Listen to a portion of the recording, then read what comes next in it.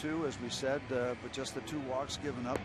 This is the blue chipper that we got last year, and those major trades that kind of shook up the whole city, shook up the organization. But the bottom line, once again, if these youngsters are the people that we think they are, that we think they are, and they're going to mature and improve, then we're on the right track. And this young man was very impressive in spring training.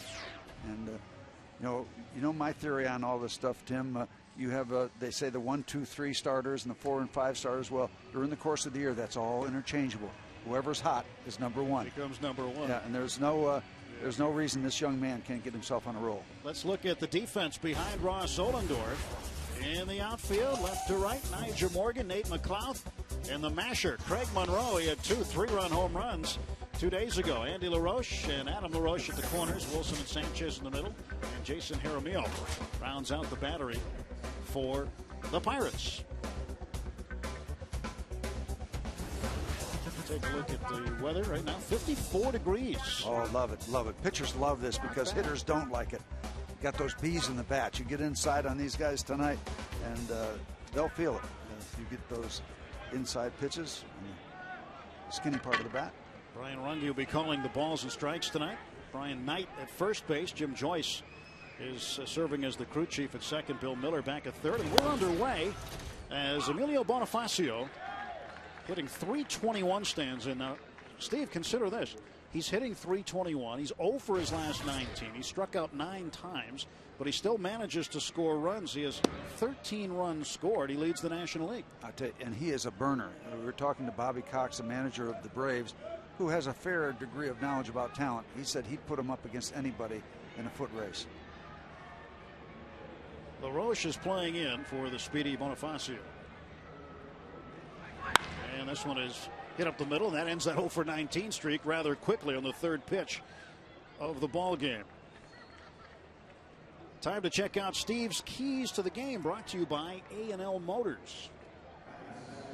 Keys to the game, as far as the Pirates are concerned. Ohlendorf has to have a big one. He's at the top of my list. Yeah, get your feet involved in the game. Get your feet on the ground. Get yourself into the ball game where you get comfortable. You can start thinking about a role. But it's going to be hard for him now to get comfortable with his second man, John Baker, because he's got a base stealer, a real threat at first base. 4 for 4 in steals is Bonifacio, so Ohlendorf needs to keep him close. And of course, that other key is the whole issue of Ryan Doumit. Let's rally around and make it work for him. Hopefully as long as he's out, and hopefully that won't be a long time. Rally around the flag for Ryan Doumit. Baker the catcher. Ronnie Paulino, former Pirate, also catching but not in the lineup tonight. Left-handed hitter Baker in there against the right-hander Ohlendorf. And Ohlendorf quickly will throw over. Nearly got him. Nice quick move. Ross picked off a couple of guys in spring training. He does have a good move for a right-hander. You saw Bonifacio making that move, almost cost him, almost fatal. Top of the first, nobody out, man on, leadoff single for Bonifacio, and Pirates trying to get an out. Pitch goes inside to Baker. 1 ball and no strikes. John Baker has 4 doubles on the season, and there the signs coming from Bo Porter, coaching down at third. Ohlendorf 6'4", 6'5", so it's not all that easy to be quick, but he's above average quick to first base. Throw over. Now I heard a fan. I thought I heard the umpire say balk. We've got the very effective crowd mic in front of, understandably, a minimal crowd. That's what I thought too, and it alarms you. You know, you look around at the umpires, not a single one had their hands up, so I had to assume it came from the crowd. We saw the quick slide step from Ross as he's trying to show Bonifacio every kind of different look you can show him as a pitcher. You can throw over, you can stop, you can hesitate, you can be quick, you can slide. And you want to use all those things so he doesn't get into that rhythm of you doing the same thing delivery after delivery. And having a guy like Bonifacio at first base puts pressure on a pitcher, and already Ohlendorf down in the count 2-0. How can you call time that late? That's my top pet peeve in baseball, that they let hitters call time that late.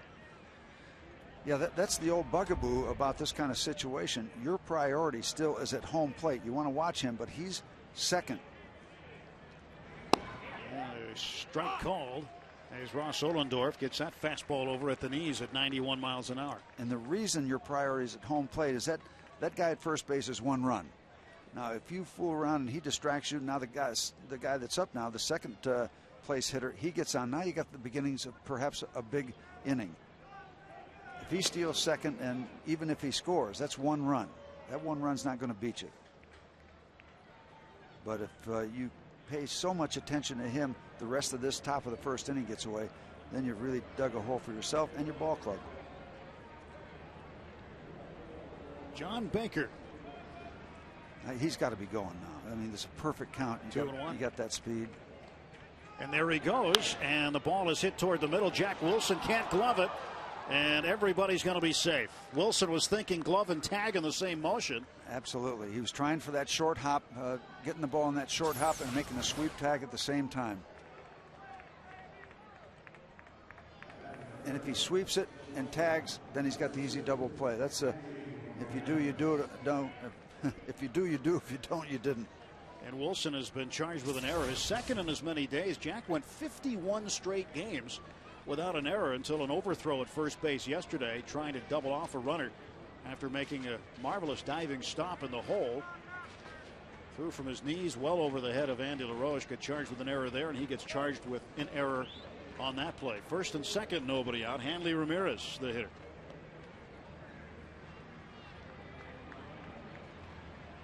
And Ramirez out front. Well, the good news here is that he won't be bunting. You know that. But that's about the only good news. This guy's a bona fide number 3 batter. And boy, you really could use that ground ball right at somebody right now, just to settle things down. Hanley Ramirez originally was property of the Boston Red Sox and came over to Florida in the Josh Beckett deal. And at one time, Ramirez was deemed by the Red Sox absolutely untouchable. And once he went over to the Marlins organization, he ascended quickly, became their starting shortstop. And you can see why the Red Sox coveted him so much, but the move to get Beckett helped them win a World Series. So it was justified on both ends. 1-1 pitch. There's a slow roller down to LaRoche. He will tag Bonifacio, and that's the only play he's going to get. He'll tag out the lead runner. Fielder's choice for Ramirez, and there's 1 out. Yeah, that's a deal that you're willing to make because you're not going to get a double play, so why not just get the lead man, shut it down there, take the out that's available to you. They were not going to be able to go 5-4-3. That ball was not hit hard enough.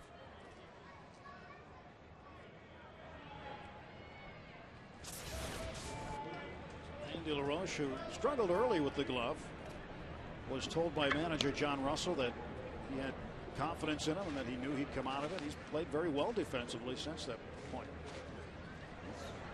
We got what we wished for. Let's wish for another ground ball. Jorge Cantu inside, ball 1. Cantu 3 doubles on the year. Look at that sky up there, Steve. It's still a little bit threatening, but threatening, I guess. Right over the stadium, it's not bad.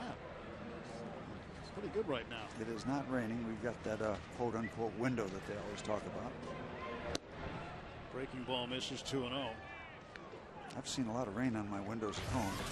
Let's hope this window allows us to get this game in. The only visits for the Marlins. Are they coming in again? This is it. This is it. This is it. We'll be there on July 4th weekend in Miami. 2-0 pitch. Check swing roller. Ohlendorf will have 1 play. That's to first, and there are 2 down with runners at second and third now. Marlins are on a 7-game win streak, 6 runs a game, 7 home runs. They've walked 29 times. And they've had 3 come from behind wins, including yesterday at Washington. In fact, they trailed every game in Washington and come back and beat the Nationals. So the key is this is not a one-dimensional team. It's not a one-dimensional team. They've been hitting well, pitching well. You got to be doing a lot of those things well if you're 11-1. Well, piece by piece, Ross Ollendorf is making a move to put a 0 up on the board in the first after some real problems getting underway. Dan Uggla showing bunt. All-star second baseman. But I was impressed with the pitch throw to Jorge Cantu. He just sawed him off. They could use some more sawdust out in front of home plate. Yeah, right. Yeah, some more of that kitty litter. Drying it up. Diamond dry, whatever it is. 0-1 the count to Uggla. And Ollendorf's pitch is in the dirt. Good block by Jaramillo. Second out. Nicely done. That's getting in your kitchen, as they say.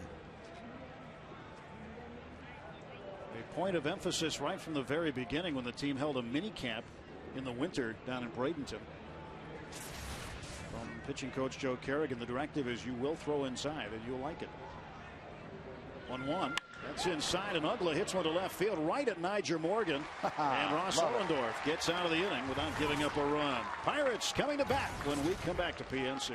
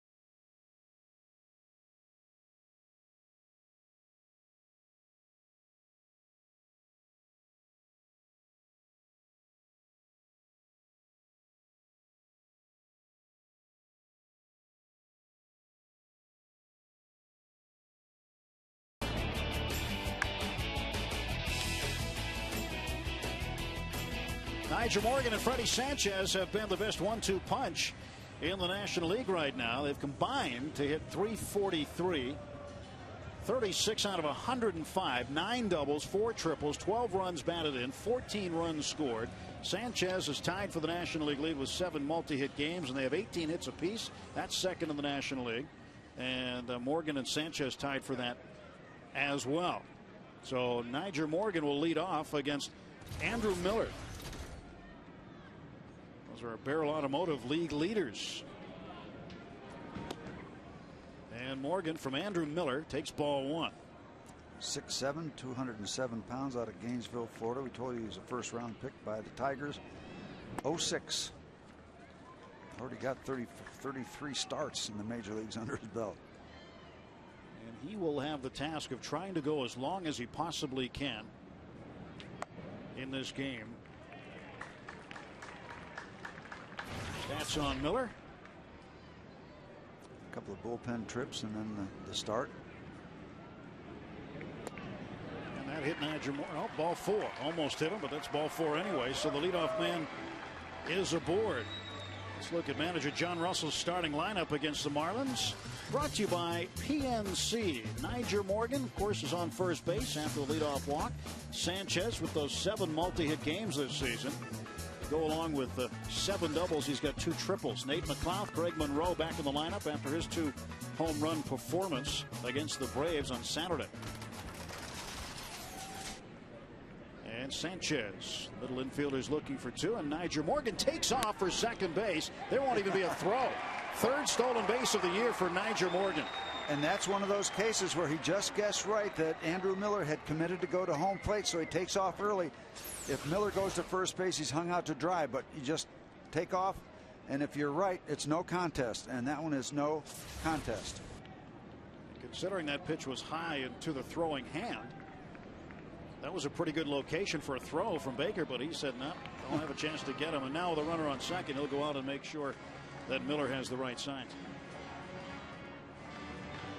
Baker and Ronnie Paulino, the catching tandem. Look at that. I mean, there's almost double figure steps by the time that pitch is released, and no chance. Ricky Henderson used to say he could make it to second base in 11 steps from his lead. Once he broke, he needed 11 steps to get there with a head first slide. Get down. Miller retires Freddie Sanchez on the botched bunt attempt. Well, they're trying to use Freddie Sanchez to get Nigel Morgan to third with less than 2 outs. And here's Nate McLouth. 256 is his average. McLouth 3 home runs. 9 runs batted in, hits nearly 300 against the Marlins.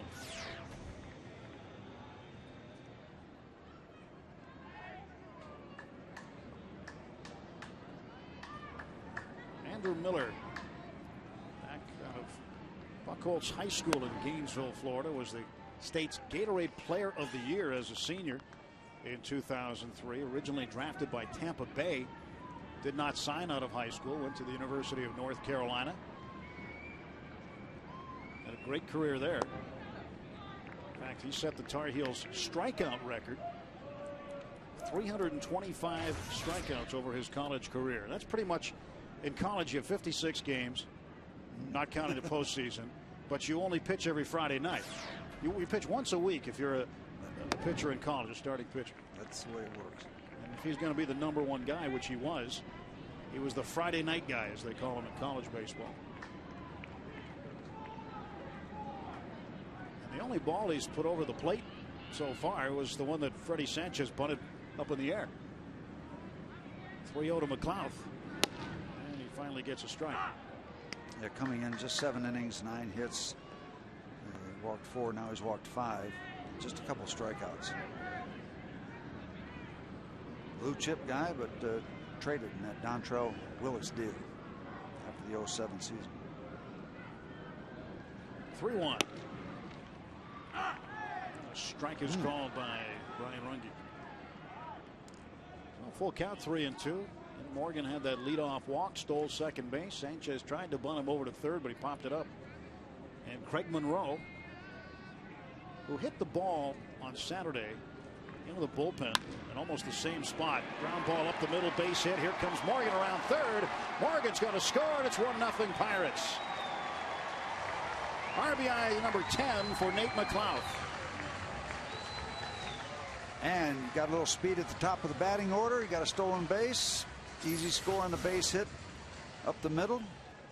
Take the early lead. And that is really nice, Tim, when you combine that with the fact that Ross Ollendorf put that 0 on the board in the top half of the innings. Take a look at the base hit. There was going to be no chance to get Nigel Morgan. That ain't going to happen. And 1-800-SAFE-AUTO reminds you that you are safe at home with Safe Auto, proudly supporting the Obadiah Cole Foundation for prostate cancer screening and awareness. Early detection is the cure, and an early run for the Pirates. And you wonder if they might be thinking about Nate doing anything, because usually in the stolen base game, if you start being successful early, you'll keep running until they prove they can get you out. Nate McLouth, a very good base stealer. Not much of a lead on that first program.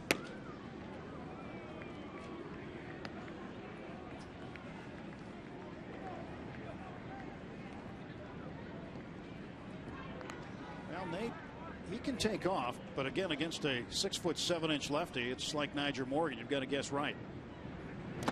And that one goes to the backstop, and that's going to help the Pirates. And Nate McLouth gets the pass go. Yep, don't know whether it's going to be a wild pitch or pass ball. That's kind of a moot point. Will be scored a wild pitch. Oh yeah, there's the bounce. Usually if that ball gets on the ground before the glove, it's automatic wild pitch. If it gets to the glove first, then got a decision to make.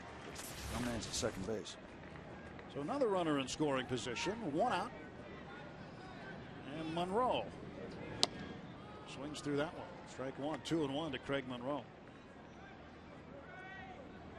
Ugla will probably be shading over to keep an eye on Nate McLouth at second base, although he's not real close.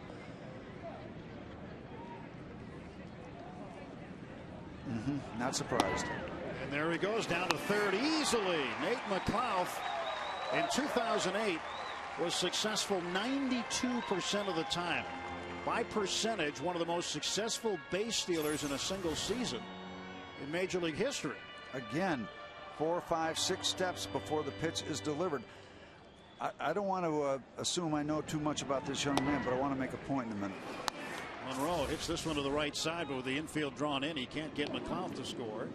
And Monroe is out 4-3. 2 men are out for Adam LaRoche. My point is, Tim, that this young man signed in 2006. He's in the big leagues right away. He's in the big leagues very, very quickly.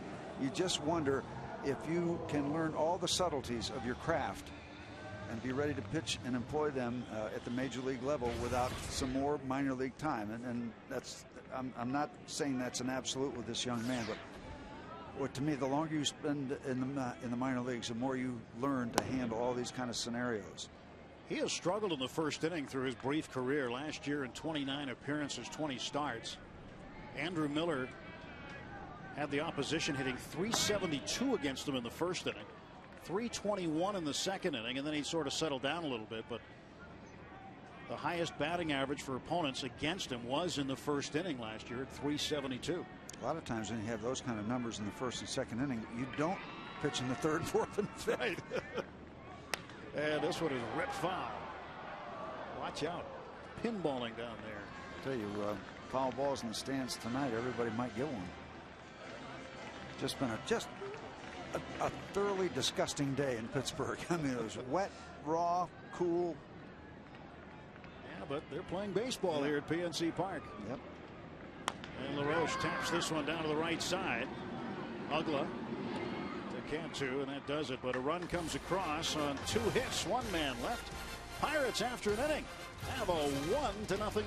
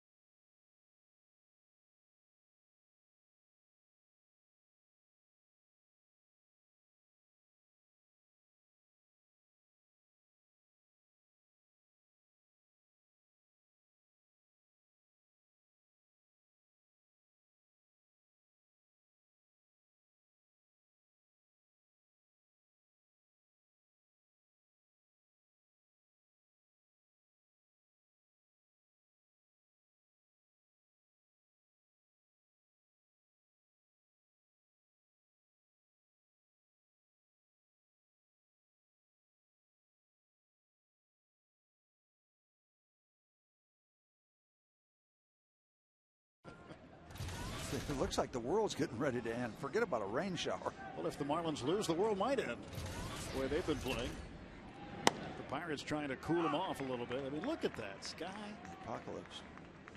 And over the ballpark, it's like a clear plastic dome is above us here, keeping it nice and dry. Ross Ollendorf, as Jeremy Hermida produces that, strike. 0-2.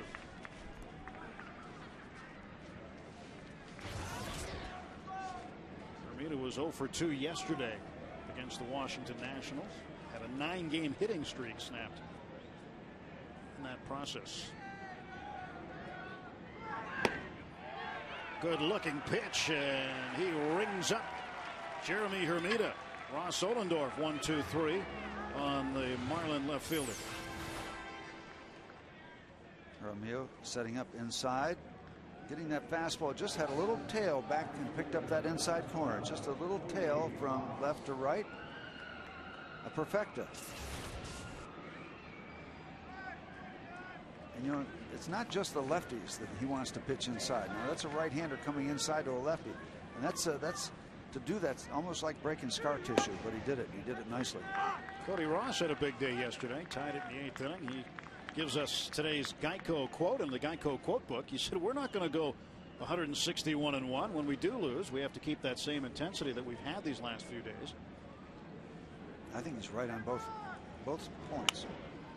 You're not going to go 160-1, and he's right. You got to crank it up every day.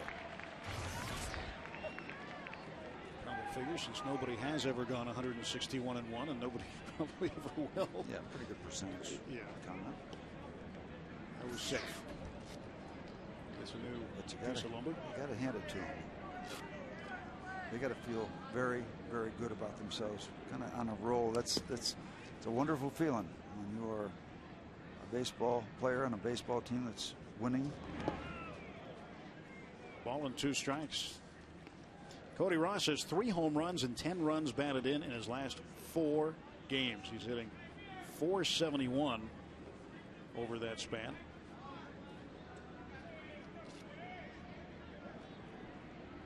One-two pitch. And what a strikeout number 2, and Ross Ollendorf looks like a different pitcher here in the 2nd inning. Well, that was a slider. He just buried it down and away, and that had a lot of downward movement at the end. It's a terrific looking pitch. It's one of those unhittable pitches. Watch the drop. Bottom just falls right out of it. Almost like a splitter. I don't know. Maybe it was a splitter, but where the location could not have been any more perfect.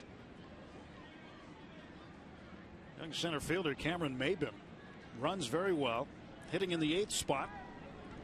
Still struggling to get his average up there, batting .206, and Jaramillo sets up behind him.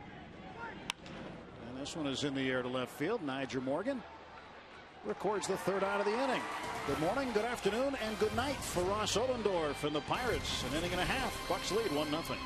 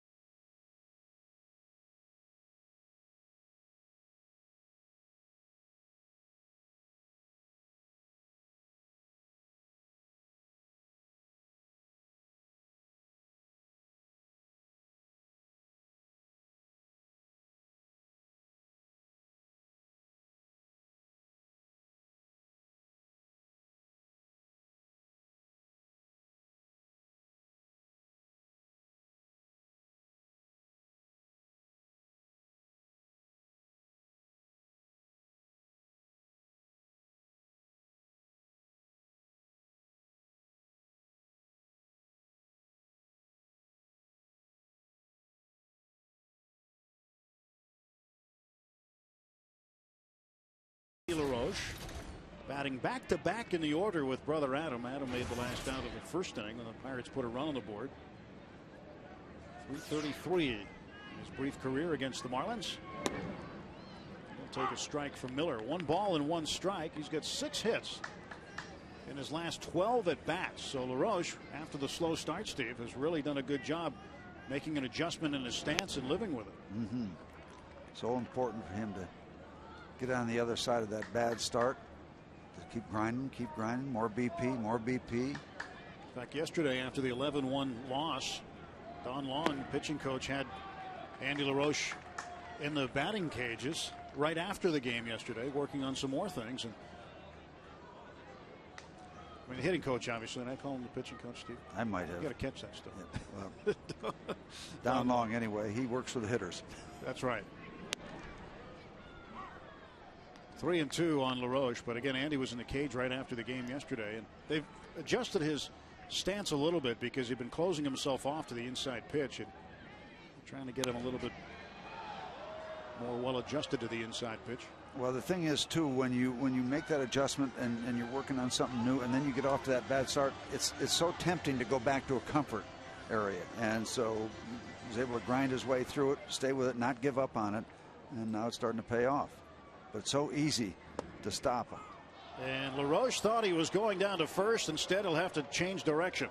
Yep, well, he did one thing correctly. He got rid of the bat. As a comment on the way by for Brian Runge. Brian Runge said it was not too low, and Andy thinking it was too low.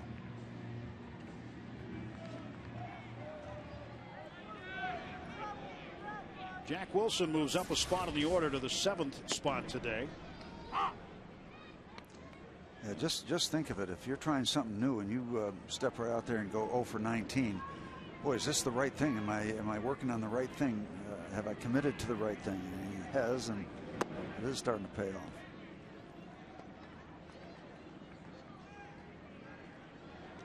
Nice to see former Major League umpire Bruce Fleming stopped up to say hello. And Bruce Fleming umpired in this league for a lot of years. And give you a little perspective, he was umpiring when I finished up in 1970, whatever, 70, 73. And around a long time, really highly respected, take charge, good authority type of an umpire. Bruce Fleming, great career. I was just starting to read the lineups, and he came in and whacked me on the back. Well, that's what umpires do. That's what they do. He wants to take, he's in charge. Umpires run the show. 3 balls and a strike down to Jack Wilson. Miller's pitch. Fouled away.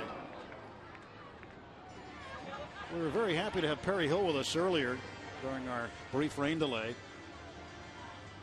Infield coach, first base coach with the Marlins, and he worked a lot with Hanley Ramirez, the shortstop, in 2006 when Ramirez got his Rookie of the Year award, and Dan Uggla at second base. So that combination is a product of Perry Hill's work, and Uggla takes care of Wilson for the second out. You know, Perry was telling that story about Uggla when he was called up and he never played above A ball or double A ball. Went to Shea Stadium, 50,000 people. He pulled his hat way down so he didn't have to look up at that third deck, because that can be a little intimidating the first time you get to the big leagues.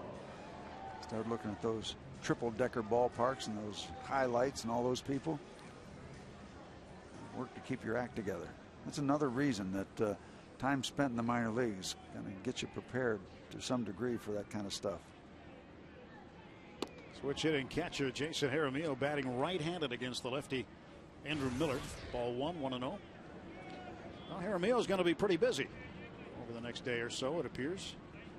Brian Domit, whose immediate future not yet determined due to a wrist injury. We don't know if it's going to be a couple of days or a couple of weeks. It could be one or the other. And again, the results have not yet been reported. Being looked at all day today. And John Russell obviously has to be concerned about it. Jaramillo, a rookie, very little big league experience. You got Robinson Diaz in AAA. If you should need to make a roster move, he would be the guy to come up. And Diaz probably has a little bit more offense than Jaramillo, as Jaramillo drives this one way foul down the left side. But again, it was Jaramillo who was selected to be here to back up Domit due to his defensive ability. Yeah, I remember during spring training, it was a pretty good battle most of the month of March to see which one of these backup catchers it was going to be.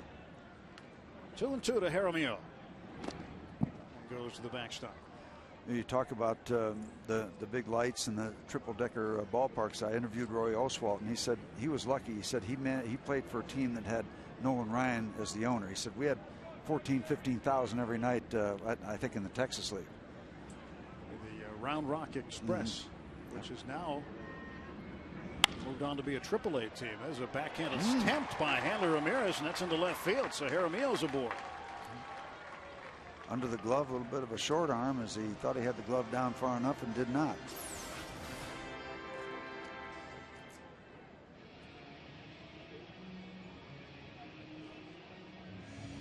Now, some infield guys, I'd like to ask Perry Hill about that. It didn't look like he had his feet where he wanted to have them set up when he made that backhand try. Got a base hit there, huh? Jaramillo will get a hit. Okay, we'll take it. Yeah, Perry's not coaching Hanley Ramirez anymore, so he's probably saying he's okay. It's too bad you forgot what I taught you a couple of years ago. Yeah, he takes it on the backhand side, and he's going to have an easy play. But I don't know, the footwork looked like a little awkward getting to that ball. Solendorf takes ball one ball and one strike. Well, they put a lot of the diamond dry down. I mean, they put a ton of it down prior to the game, even though the tarp had covered the field all day long today. The clay is fairly dry, but still a little bit moist, so the diamond dry has soaked up a lot of the moisture, and you'd think the footing should be pretty good. Yeah, a lot of shortstops like to take that kind of play on the backhand side. Ollendorf gets a piece of it with 2 strikes.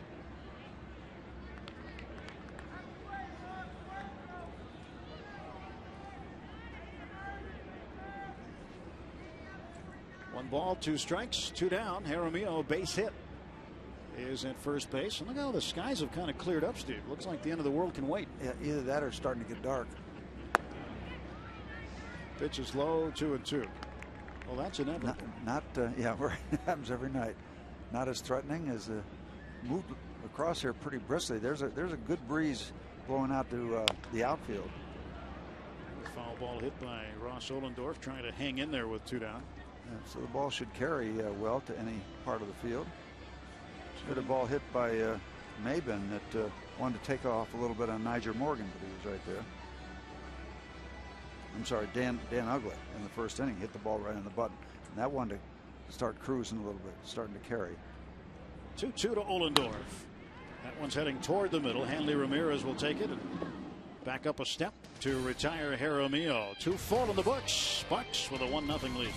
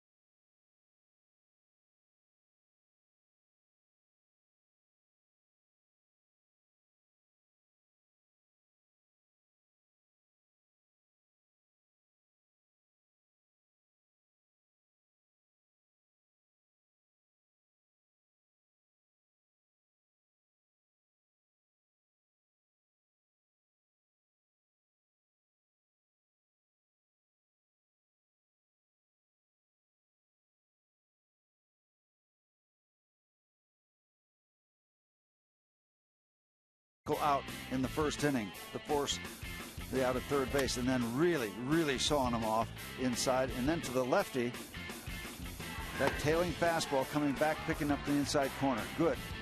That's the inside story.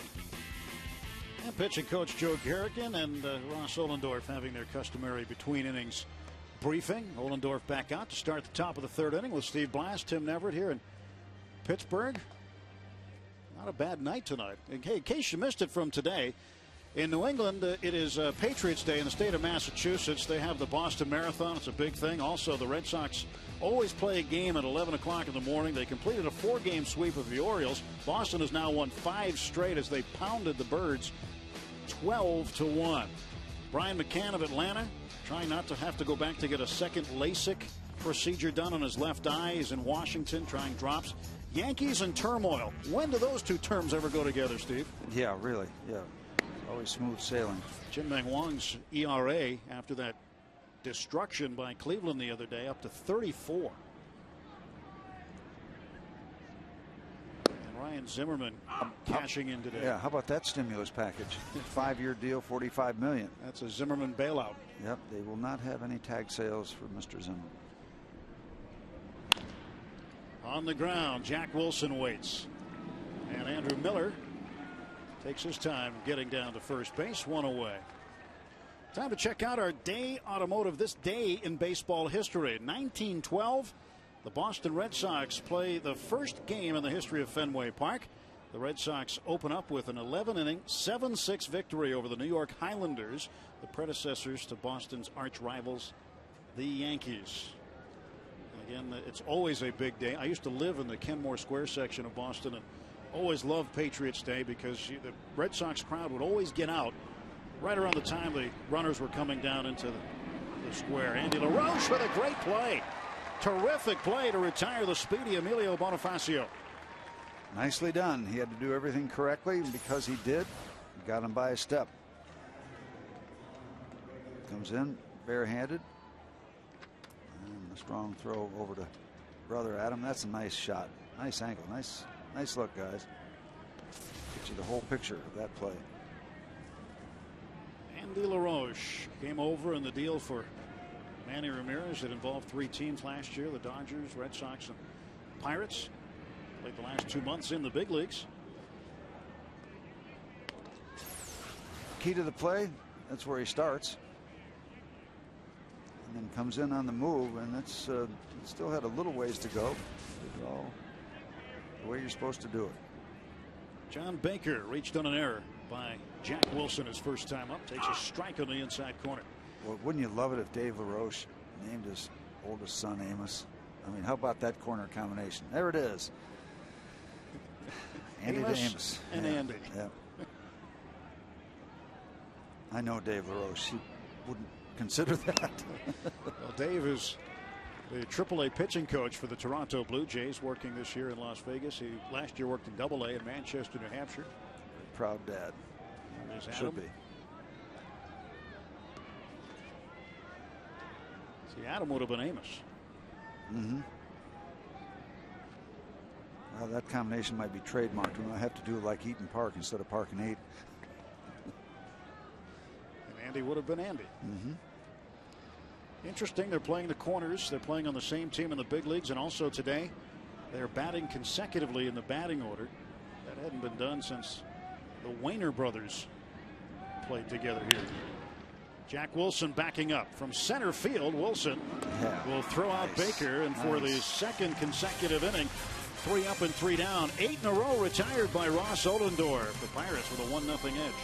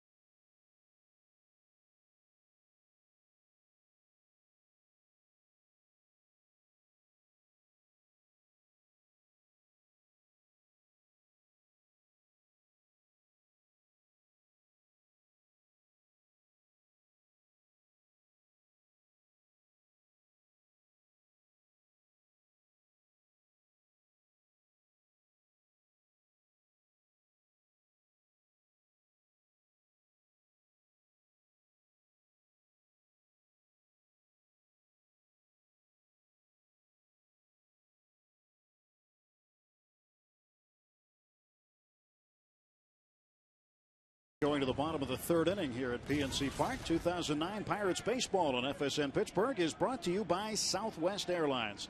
Southwest Airlines has low fares with no hidden fees. Book now on southwest.com, where what you see is what you pay.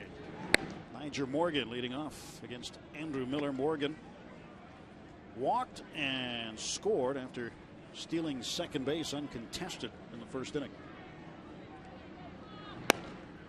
Miller delivers a strike, 1-1. Nyjer Morgan. Well, he didn't have to wear his rain gear. The Parrot. Hey, Parrot, we're working on a sunset here. I mean, the Parrot looks like he's trying to sell fish sticks, doesn't he? Yep. He should be up in front of that boat in Gloucester or Rockport. Foul ball at the plate. 2 balls and a strike to Nyjer Morgan. Was it Mrs. Paul's fish sticks or something? Mrs. Paul's, you get Gorton's of Gloucester.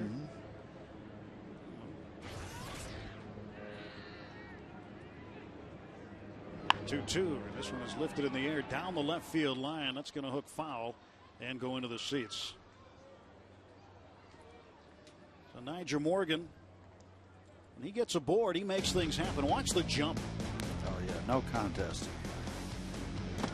And then that one gets by the catcher Baker and sets up a steal of third by Nate McLouth against the tall left-hander Andrew Miller. And this one down to third. Great backup stop by Bonifacio, and he throws out. Boy, is that a good Morgan. Play. Is that a good play? Because really had to give a little ground, then make a turn, and he's got some speed he's working against. Didn't panic and made a strong play. This is an exceptional play. Turn around and then sets himself. Nyjer puts it into another gear right about here, and Bonifacio still able to get it. Shows you what a strong arm Emilio has. Freddie Sanchez 0 for 1. Big cut and a miss. Yeah, the neat thing about that play was that after he made the turn, he set his back foot. A lot of times guys will just really kind of rush that play and try for the early release. He just planted that back foot and just aired it out. Watch out after he turns. The turn and then the set with that back foot to really add a little power to the throw.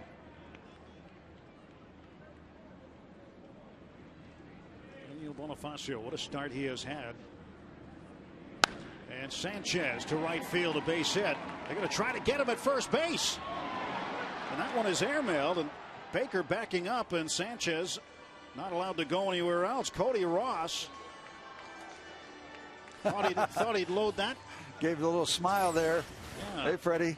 I was taking a shot at you. The one hop. Ball just sailed. He didn't have a good grip on that ball. Watch how it tails. You've got the right grip to throw it from the outfield. That ball's going to go straight, but keep in mind they're still picking up a wet baseball. That thing was like a cut fastball. Yep. There's some moisture on that ball by the time he gets, even though it's one hop. Sanchez with his 19th hit, and Nate McLouth, number 3 hitter, trying to lay one down. 1 out, Sanchez aboard, and Nate McLouth 1 for 1, an RBI single, driving in Nyjer Morgan for the game's lone run. They're showing young Mr. Miller a few different things here on the bases, running, trying to put the bunt down.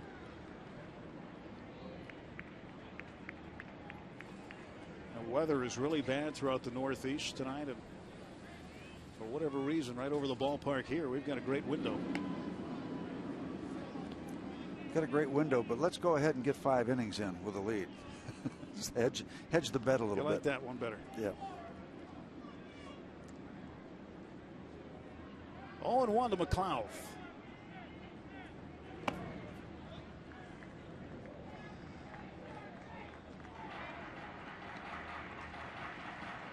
In the American League on this Monday, Yankees and Oakland postponed. Boston and Baltimore got their game in early. Atlanta and Washington delayed by rain. And San Diego and Philadelphia delayed by rain. So right now the Pirates and Marlins the only game going. You talk about a window. 2-1, 1 out. Bottom of the third inning. Miller the pitch, and This one is to the shortstop, Hanley Ramirez. He goes to Ugla for one, and they did not get the double play. McLouth safe at first. Yeah, not tailor-made, but I didn't see any real sense of urgency up the middle by the middle guys for the Fish. This ball is sharply hit. Got to figure that's going to be two. Kind of a casual feed over to second base and kind of a casual pivot. Pirates stay alive. Now Craig Monroe will stand in against the young left-hander. Miller, only 23 years of age. Craig Monroe 0 for 1. Grounded out to Dan Ugla in the first inning. Boy, what a day he had 2 days ago. Saturday afternoon here against the Atlanta Braves. Went 0 for his first 2. Did not have good at bats. Swung at the first ball in his first at bat and lined out, and then hit into a double play, turning an inside pitch over. And then he hit 2 3-run home runs. So you're 0 for 2. You have 2 bad at bats. Then you come in and get 6 runs batted in. All is forgiven. Yeah, and you get some credit. That's right. That's right. Cleaned up your act pretty good. He has had 3 career 6 RBI games. Led the team in spring training with 8 home runs, and Monroe hits this one toward the hole on the left side. Ramirez, the backhand long throw, and he got him. Hanley Ramirez, an incredible throw from deep short to retire Craig Monroe, who wants to have a word with Brian Knight, the first base umpire who called him out. A bullet by Hanley Ramirez and a bang-bang play at the bag.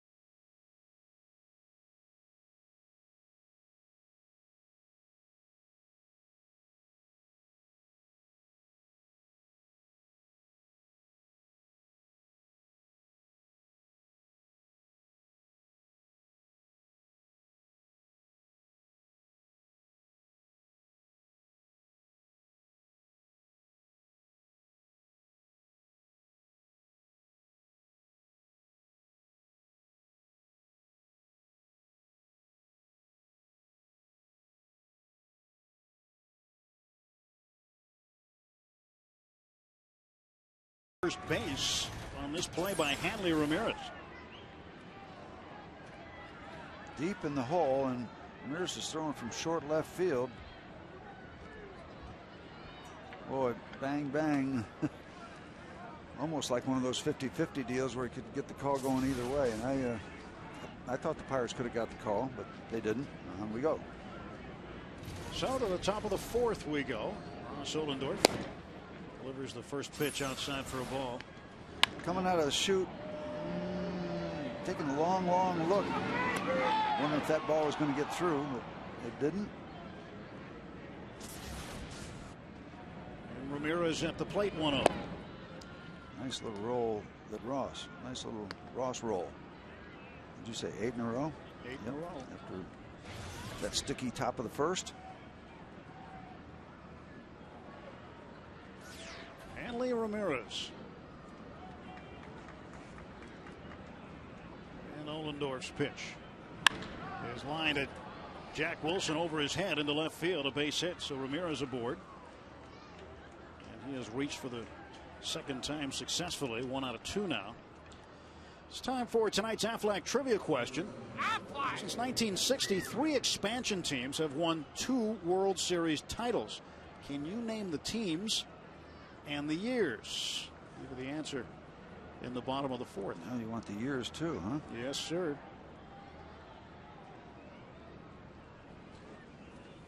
3 expansion teams have won 2 titles apiece. Won it twice. Jorge Cantu bounced out to Ross Ohlendorf. His first time up, 0 for 1.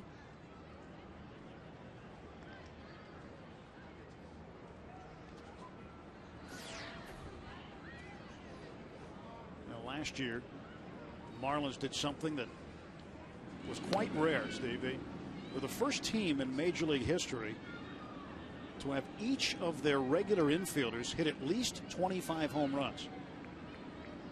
Now, Jorge Cantu held him up because they all had 30 except for him. He had 29.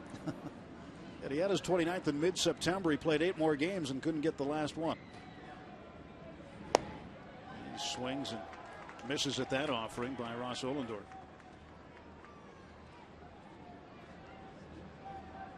They've got a very good hitting infield. Dan Uggla, of course. And Hanley Ramirez going deep a number of times.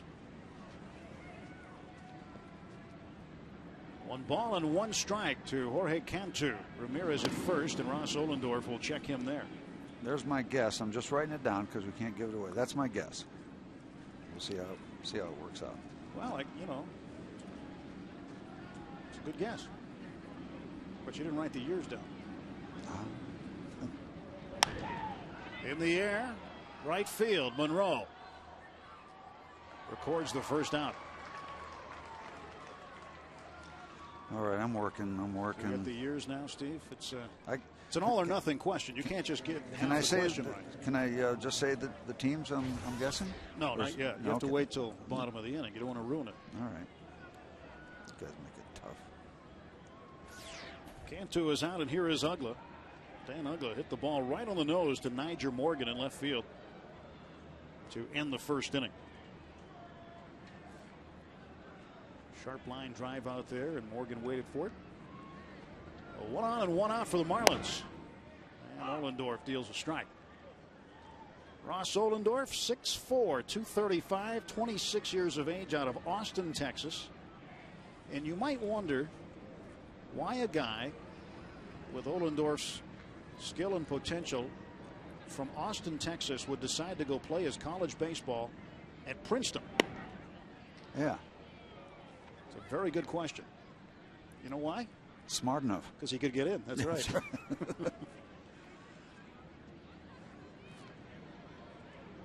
Well, I've got my answers complete. I just want you to know they're on the record before we get the answer. Okay, no, you did pretty well. 1 ball and 1 strike to Dan Uggla. Ohlendorf will take a peek back at Hanley Ramirez. You'd like to keep him there, keep that forced play in order with 1 down. Sanchez cheating the bag at second base. Hanley Ramirez getting a good look at Ross Ohlendorf. They've seen his pretty good move already. Pitch inside. Now we got that runner's count. 2-1. That's when Morgan took off. Well, actually, he seemed like he took off when it was still just 1-1. He went that early. Yeah. Ohlendorf ready. Now the 2-1 pitch. And the runner goes. Throw down by Jaramillo. And plenty of time to get Hanley Ramirez. Right on the dinero.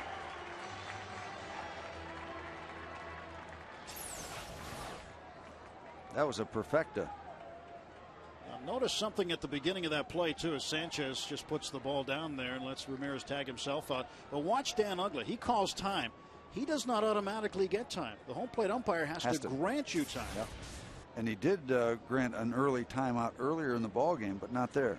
With 2 men out, the bases are empty, and Uggla takes the next pitch to make it 3-2. Now watch him here. Doesn't get time.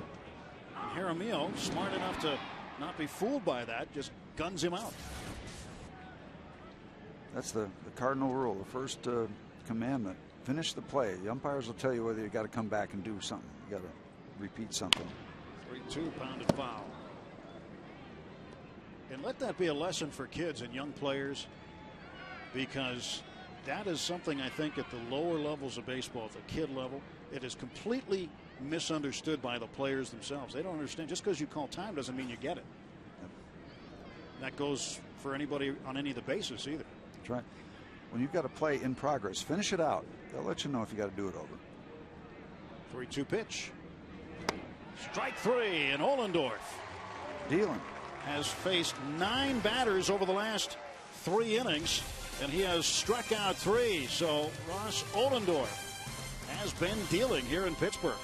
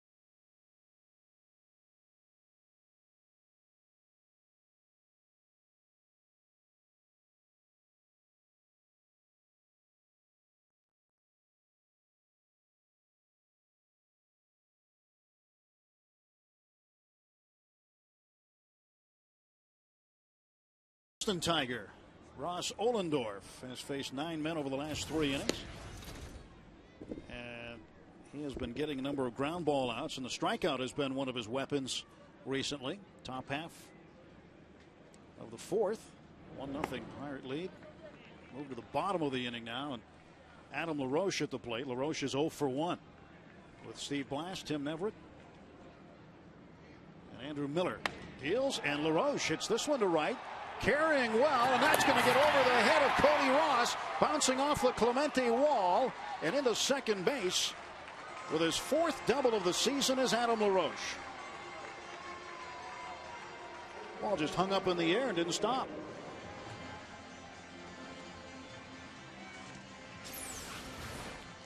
LaRoche off to a good start this April. Timing right there. It's all about timing with Adam, and he timed that one nicely. Quickly out to the Clemente wall. Leadoff double for Adam LaRoche. Now brother Andy will stand in to face the left-hander Miller. And he goes to the right side into the air, and that'll be enough to get Adam over to third base. He'll tag. Will it? Here comes the throw, and he is safe. He beat the tag. Emilio Bonifacio had to take the ball on the left field side of third base, and it was just enough for Adam LaRoche to get his foot in there. I knew that was going to be close because they were setting up. They had time to set up for the good throw. Adam is not a real burner on the base pass. Just that second hop, not quite strong enough to have that authority on the second hop. Just had to bring the tag over, and not quite in time. Bill Miller right on top of it to make the call. Jack Wilson with an opportunity. 1 out and a runner at third base. The infield is in. No reason for a brother not to give himself up for his brother. That's right. He ain't heavy. Hollies, I don't know what year.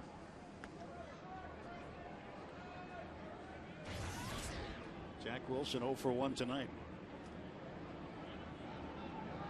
Hard to believe it was 2 weeks ago tonight when Wilson had that double in the ninth in St. Louis that cleared the bases to give the Pirates a come-from-behind win in the first game of the season. Playing with a bruised left middle finger. He's been bothered by it somewhat. Missed a couple of games this week as a result. Ramon Vasquez replaced him in the lineup at shortstop against Atlanta. There's a line drive, a screamer into the seats. Well, Tim, we got problems down in the truck. We got a guy that knows the oldies. Holly's 1969. He ain't heavy. He's my brother. Now, because I guess a lot at these songs, and now there's somebody down there that knows. Pete Toma is on it. He was right on it. He was of the advanced age of 3 when that song came out. Pitch nearly got Jack Wilson. A lot of details coming up from the truck right now. Watch this one. Pretty far inside on Jack.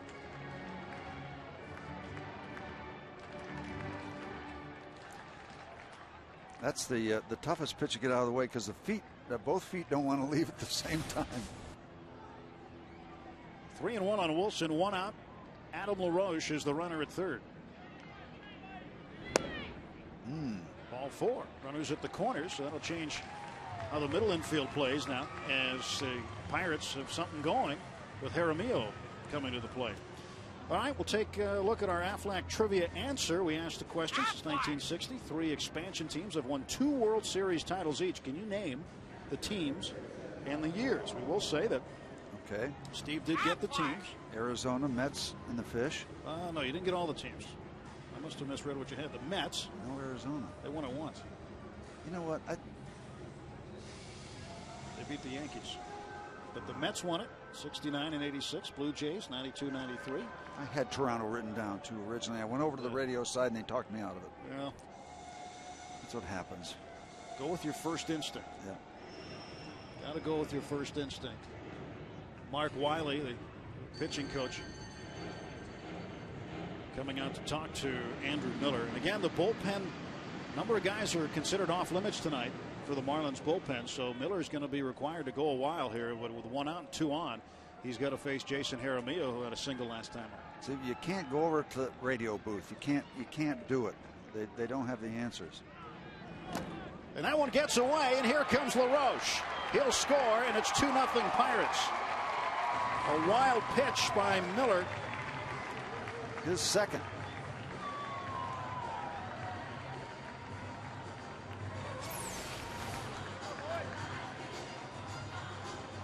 And that's one of those things that you figure when the ball is not out so far on either side of the catcher, he should be able to find some way to get enough of the body in to keep that ball out in front, even if he has to box it up and just push it out in front of himself. Wilson takes third base.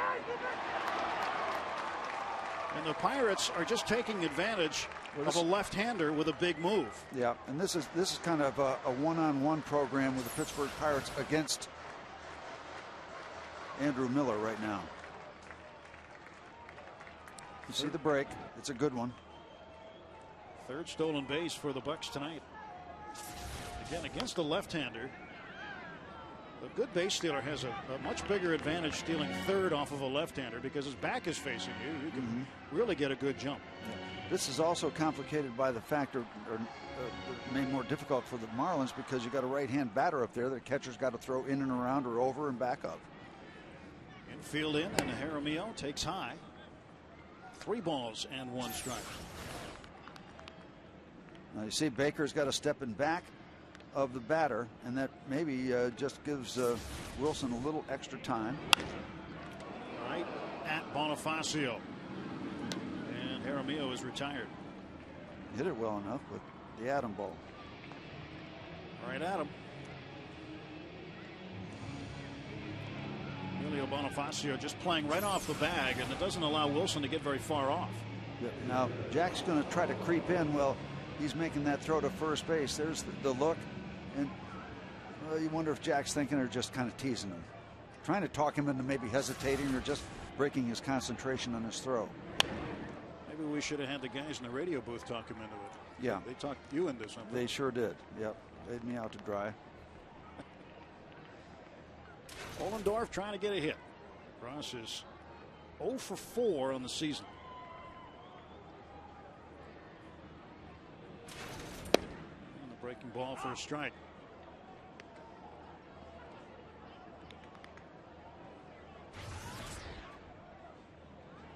Shorten up here, Ross. Put the ball in play. See what happens.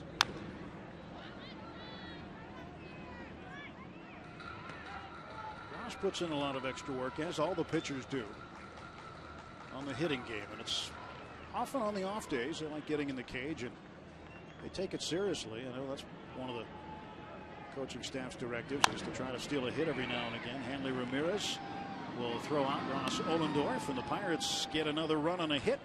One man left. We'll head to the 5th inning. The Pirates ahead of the Marlins 2-0.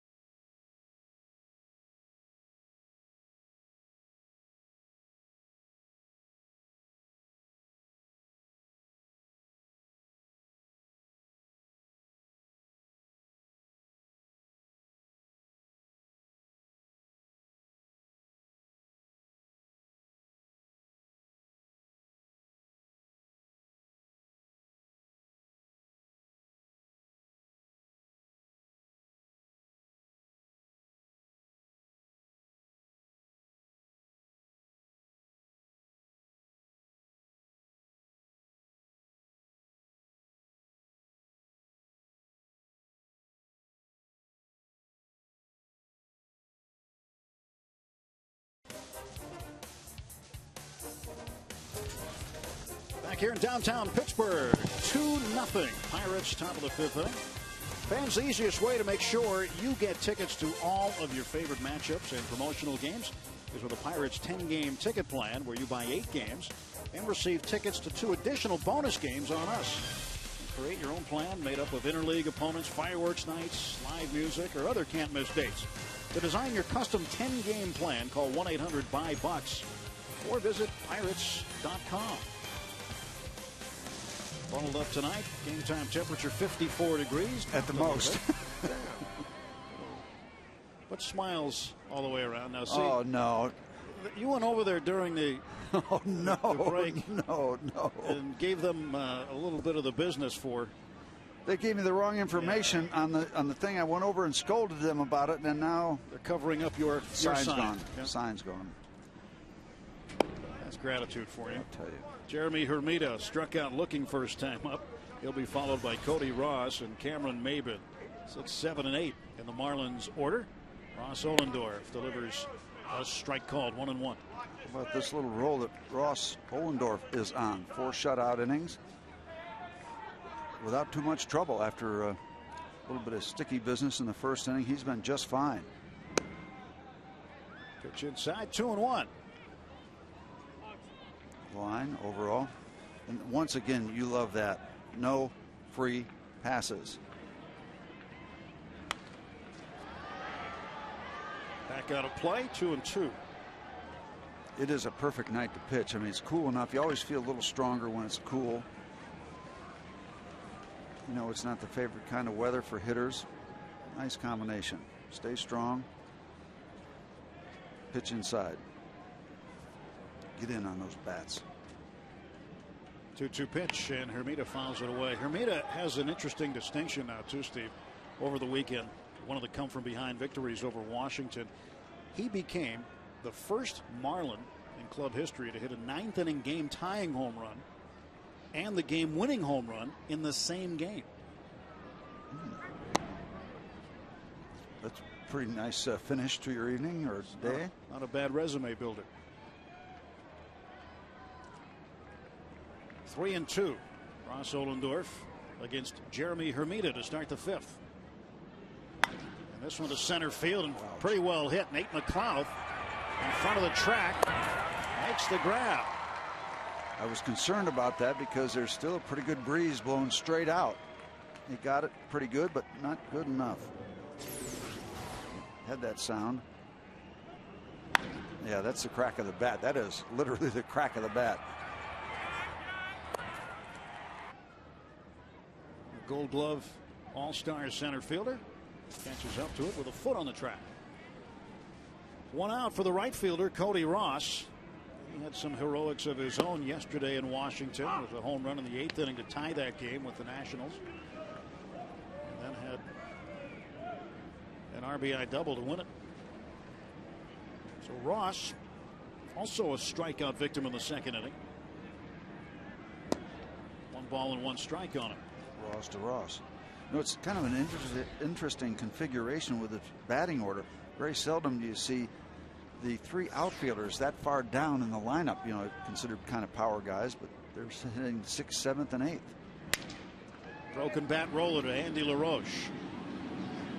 2 down.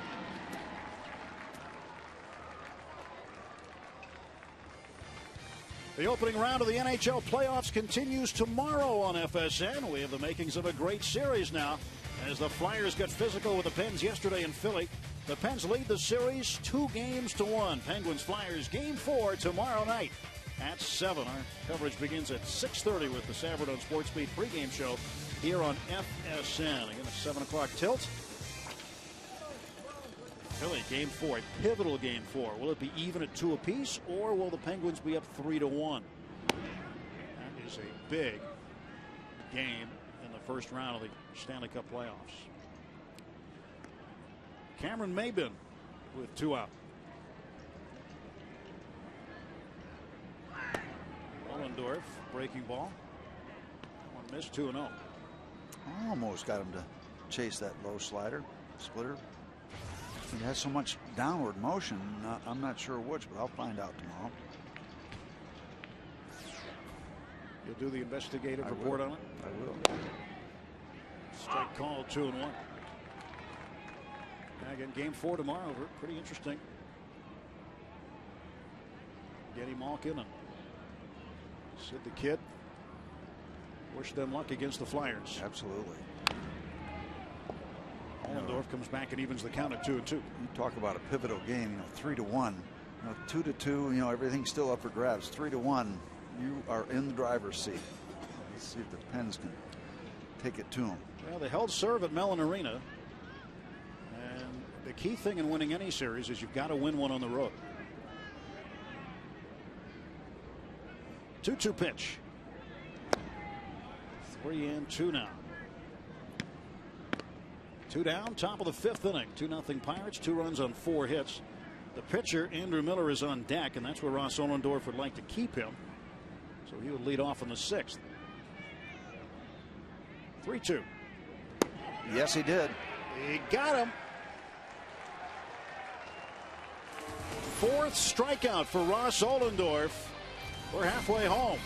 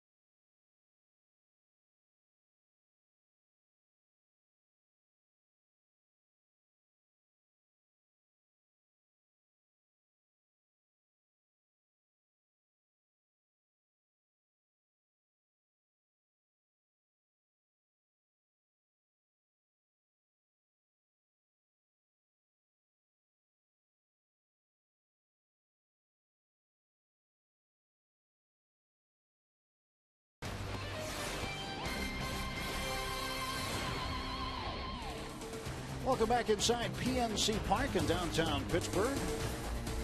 2-0 Pirates. Manager Morgan, Freddie Sanchez, Nate McLouth. The top of the order will hit in the bottom of inning number 5 against left-hander Andrew Miller. And Manager Morgan leading off for the 3rd time this game. Ross Ohlendorf has made the last out in both of his at-bats, which meant that Morgan not only led off in the bottom of the 1st, but he's led off in the bottom of the 3rd, and now here in the 5th. And he bunts one right back to the pitcher, Miller. The one place you don't want to bunt it, that's where Nyjer Morgan put it. Well, Tim, we have an official ball game. Batting in the bottom of the 5th inning. Just in case the weather decides to turn on us once again. It doesn't seem like it's a problem right now. No, it sounds funny. It feels dry. I mean, it's cool. It's gotten colder, but got that less humidity feel. We were here several hours before the game today thinking there's no way. No chance. Sanchez, first ball swinging. Hanley Ramirez circles behind it and retires Freddie. 2 down quickly. Nate McLouth will walk to the plate, looking for another hit. He's 1 for 2. RBI single. Back in the 1st inning, scoring Morgan. He also stole a base. The interesting thing about the running game tonight for the Pirates is they've taken 3rd base twice. Nyjer Morgan stole 2nd, and both Nate McLouth and Jack Wilson would steal 3rd off the big left-hander. Working out of the wind. Like we said, too, that'll continue until the Marlins and Mr. Miller can prove that they can stop it.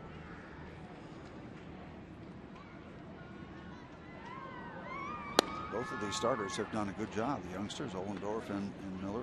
Ross has been terrific, facing the minimum number of batters since the 3rd batter of the game. And he's going to go out for the 6th inning next time. Hanley Ramirez got a single to lead off the 4th inning, but he tried to swipe second base, and catcher Jason Jaramillo gunned him down. And it wasn't really close. So he got erased, and then Ohlendorf got Cantu to pop up to right, and he struck out Ugla to end the inning. Pretty good combination, speed and pitching for the Pirates tonight. Pirates come into the game 6-6. And they've won each of the first games of all of their series so far this year. 4-0 in games 1. Trying to stop this Florida train. Florida, it appears that the only ones to stop Florida is Florida. I mean, they have been just rolling along. They've won 7 in a row to go to 11-1. They've swept Washington twice. They swept the Atlanta Braves in Atlanta, played the Mets, and took 2 of 3. You just wonder, with not much happening, if Nate McLouth might think about taking off. And the Fish, the Marlins, and Mr. Miller thinking along those lines. McLouth will lead off first, and Craig Monroe, who's grounded out twice, looks at a pitch way away. Andrew Miller doesn't give up many home runs in his early major league career. He's done a good job of keeping the ball in the ballpark. He has not thrown a long ball this year, but he's not had all that many innings.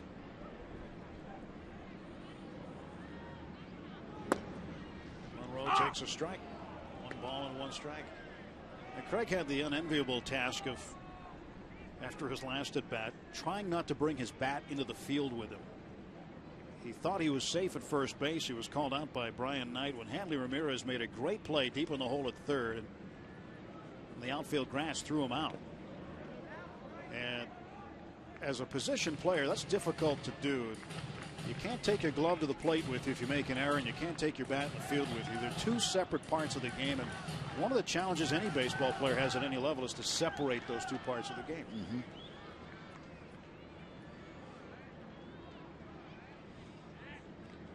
Yeah, you've got to have a very, very short memory. The pitcher has to leave a walk where it is, not let it continue into the next at bat.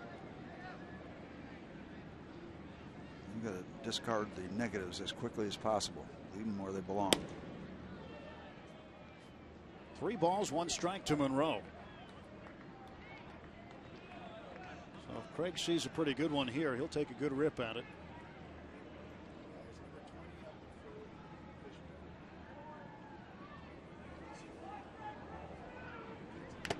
Boy, he did too. Went up after that high fastball. And now double here could get you another run. 2 outs. Nate McLouth, good speed at first base. I think he was trying to put that ball in the bullpen again. Yes. And that is ball 4, and the Pirates have 2 men aboard with 2 outs in the 5th. But fourth free pass given up by Andrew Miller. And Mark Wiley, the pitching coach, is going to come out. He's going to buy some time for Logan Kensing, who's warming up. And again, this is something that Freddie Gonzalez did not want to have to do. He did not want to have to go to the bullpen early. And right now, they're just buying time for warm-up pitches. But it is apparent that Andrew Miller's night's going to be shorter than anybody wanted it to be for Florida. Fans, you can create your own Pirates collectible using your favorite photos at the photo store on Pirates.com. It's easy. Just upload your photo, choose from prints, mugs, magnets, and more. Place your order, and you're done. In 3 easy steps, you can make your very own Pirates memory. Go to Pirates.com today and go to the photo store. Judging by the number of lenses, there'll be other photos up on Pirates.com shortly. Adam LaRoche, double last time up, takes a good cut. Grounded out to second base in the first inning and then doubled and scored in the 4th. Now hitting at .239. McLouth at second, Monroe at first. 1-1 the count. David Arrigo, the team photographer for the Pirates, and what a job he does 12 months of the year. Super job. Very valuable member of this Pirate family. David Arrigo. Dave came on the winter caravan with us. He's at spring training. Yeah. He is everywhere. He's very, very good at what he does. 2 on, 2 out, 2-1 pitch, and LaRoche takes outside, 3-1. Another great hitter's count.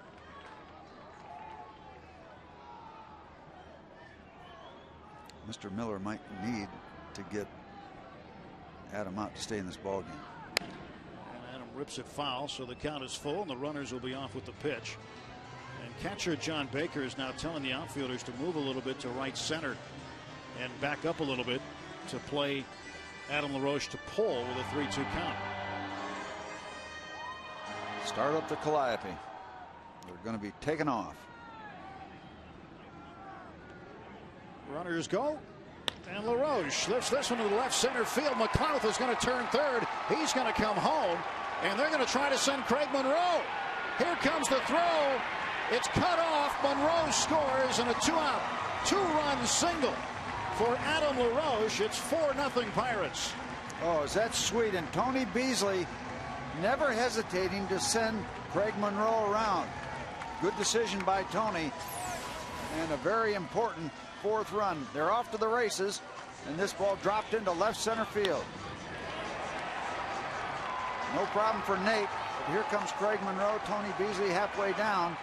Not halfway down, but sending him, and absolutely right decision. So Monroe scores from first base, and a good decision by third base coach Tony Beasley. And that is going to do it for Andrew Miller.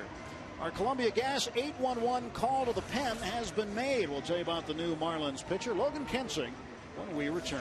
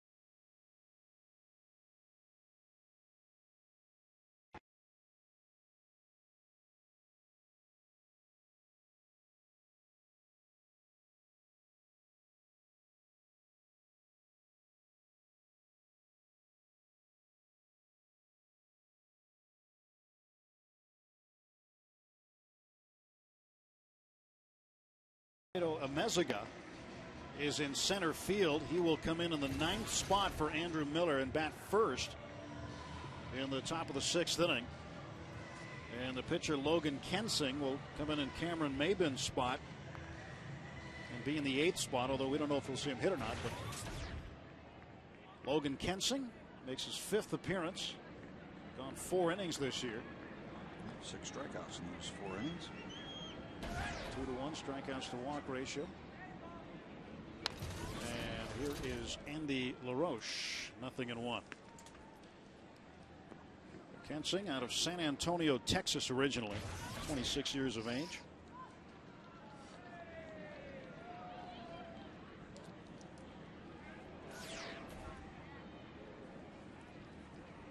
Two outs, 2 runs in on the 2-run single by Adam LaRoche, and brother Andy trying to get him in. And Andy swings and pops this one up back of the plate, and that'll make the seats.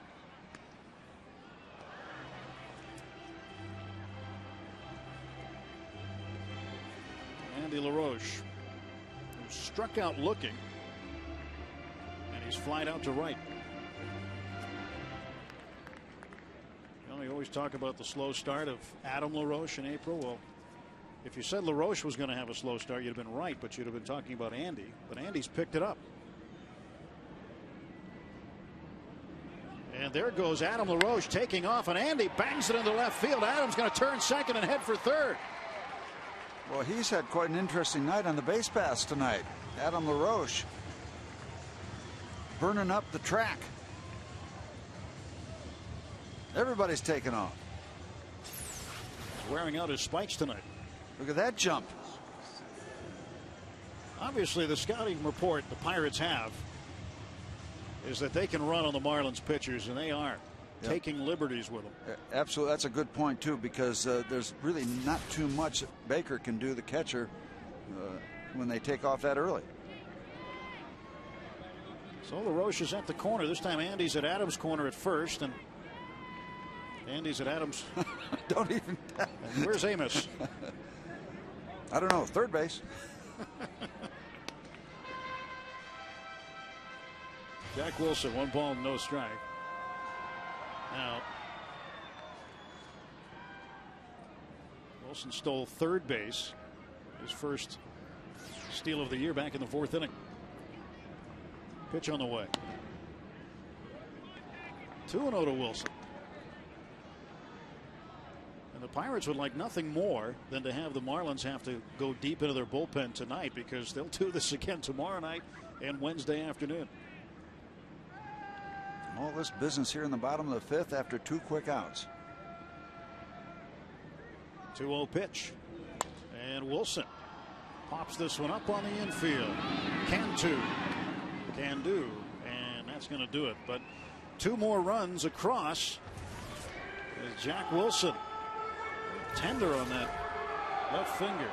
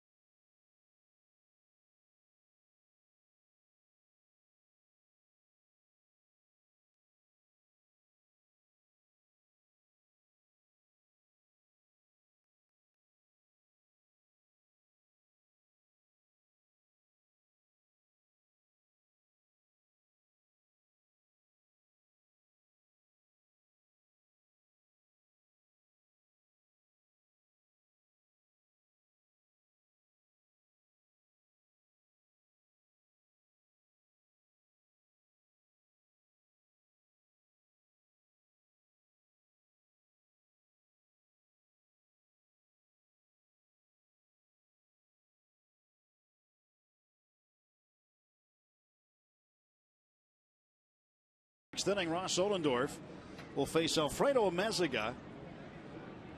And Jack Wilson coming back out there, and he did not look like he was very comfortable with his left middle finger because he's had that bruise and he's still nursing it. So checking it out.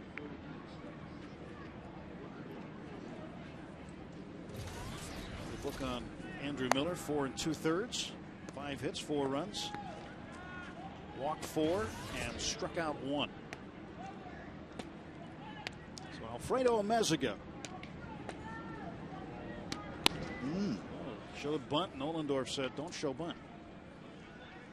So Andrew Miller getting the same kind of treatment in terms of support that Ross Ohlendorf got in his first 2 starts, which is not much.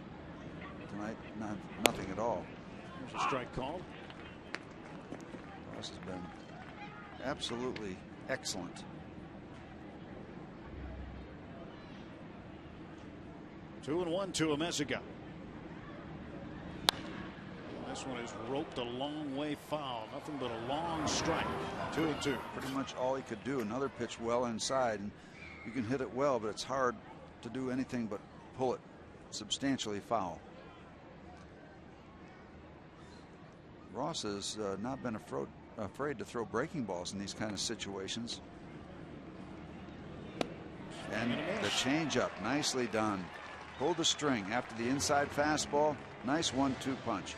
5th strikeout for Ross Ohlendorf. See the grip? Way out in front. That's a dandy. Ohlendorf using that circle change grip.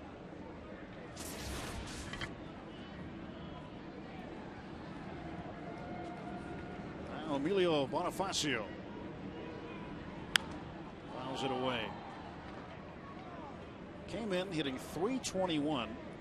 And this is considering the fact that he went 0 for 19 coming into this game. How much was his average before he had that 0 for 19? This early in the year, he had to be hitting close to 600. Bonifacio hits right-handers well, hitting .389 against right-handers. 1-1 pitch. This one is into right field. Craig Monroe there. 2 outs for the Marlins. Another nice changeup. If you like the one that he threw to Meziga, you'll like this one even better. It's the fly ball, the routine fly ball to right field. And what a shot in the arm for a pitcher, the middle part of the ball game when you're really effective with something off speed. So you're not too predictable. They're not just going to get the fastball as a matter of course. 2 outs for John Baker. You don't see a lot of catchers hitting near the top of the order. Of course, Jason Kendall was probably the exception, being a leadoff guy. But John Baker batting in the 2nd spot. 0-1 pitch. Yeah, and he's going to come away with this game with his throwing out base runners percentage way down. They're going to blame it on him with the numbers, but it's not been his fault. Right. And do you think baseball is great, Steve, because the rules don't change. It's not like the other sports where they adjust rules here and there. Not to say those sports aren't great too, but baseball is, you kind of get the rules part figured out. But at least statistically, how they've added things like saves in the past and holds. Do you think there should be something added where a catcher doesn't have to take credit for a guy stealing off a pitcher? Well, it's so subjective. I couldn't agree more. It'd be nice that they weren't held up to ridicule when they're stealing bases all around them, because a lot of times it's not their fault. Case in point tonight. 2-2 now to John Baker. But it's tough because it's a judgment call. What did he really steal on the pitcher? And it's hard to get an absolute. It's hard to get a black and white deal. But I couldn't agree more that there should be some recognition. Baker was in Albuquerque last year in AAA. And this one down to 3rd, backhanded by LaRoche. Strong throw. Yeah. And he got him. Good play. Andy LaRoche to retire Baker. And another 1-2-3 inning for Ross Ohlendorf and the Pirates.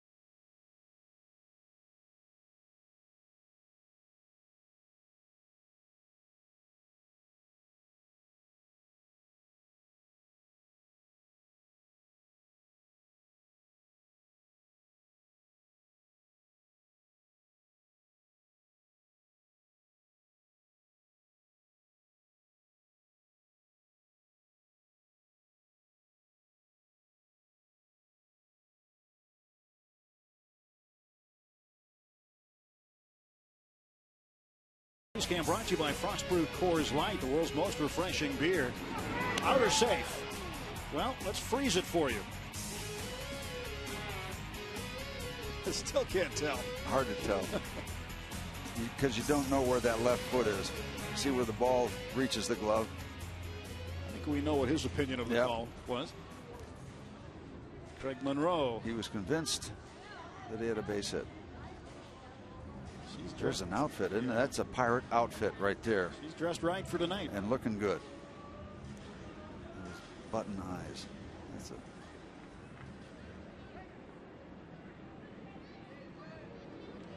father and a daughter that look pretty sharp. Father-daughter night. Yep. Jason Jaramillo takes ball one. Jaramillo had a hit in the second inning and then grounded out the third. Bonifacio made a good play on him in the fourth. Rookie. Well, the few people that braved the conditions tonight, and the tip of the cap to them, have seen a gem. Jaramillo bangs one to the right side. He's got a hit. Jaramillo, in just his second big league start, is 2 for 3 tonight. Leadoff single for the Bucks. Very compact swing, no extra movement. That's, from what I can see, a well-balanced, good-looking swing. And he just didn't do anything wrong. Not a lot of extra movement with the body. Centered the ball into right field. So Jason steps in. He's catching a shutout, and he's got 2 knocks. A good situation for Ross Ohlendorf to move him over here. Ross already 0 for 2. So he'll square. And a nice bunt up the right side by Ohlendorf. Nice job. He's doing everything right tonight. Sacrifice goes 1-3, and down to second base is Jaramillo in scoring position.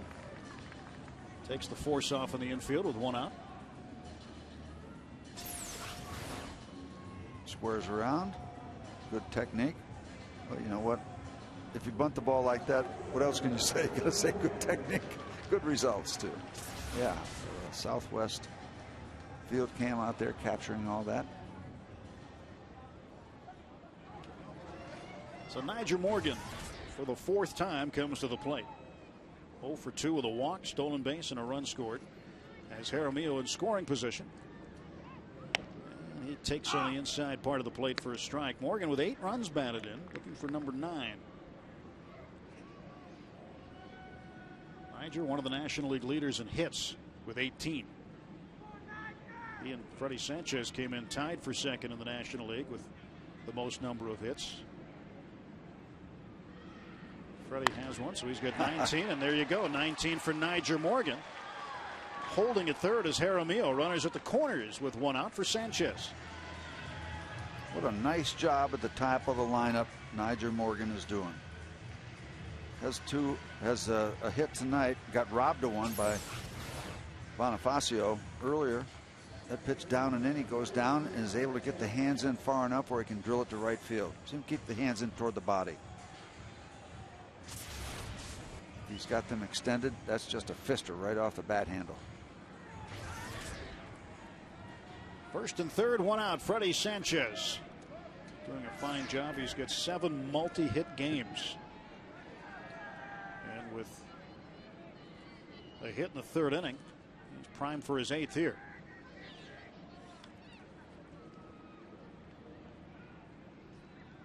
Logan Kensing will throw to first base, expecting Morgan to take off, and he balked. Yep. So now a run will come in. Both runners advance. Yep, and the Pirates now will lead it 5-0. Home plate umpire Brian Runge had it right. It looks like his foot slips somewhere on the rubber. Watch the back foot. Now they might be saying, let me watch. I don't see it as much then, but he made the gesture with his foot toward the Marlins dugout. I thought I saw a slip too, but then on the replay I really couldn't pick much up. But they don't argue balks anymore these days. They call it a balk, and well, there was one argued the other day with Bobby Cox, and he actually won that one. Yeah, that was a bizarre one. Paul Maholm's foot was disengaged from the rubber, so he was called for a balk on a pitch he tried to quick pitch. A little later on after significant discussion. That one gets away from Baker, and down to third is Morgan. Another wild pitch. The third wild pitch by the Marlins. 2 for Andrew Miller, now 1 for Logan Kensing. That's another ball that John Baker's going to say he should have blocked. Well, maybe the Marlins were due to have a sloppy game because they've got a kind of a sloppy game going here tonight. So the infield will be drawn in for Sanchez. A lot of room up the middle to poke one through. Outfield playing shallow. You see they're about halfway in case of a fly ball. They want to have an opportunity to throw out Morgan. That one almost got away too. It's a glove save there. Glove save and a beauty.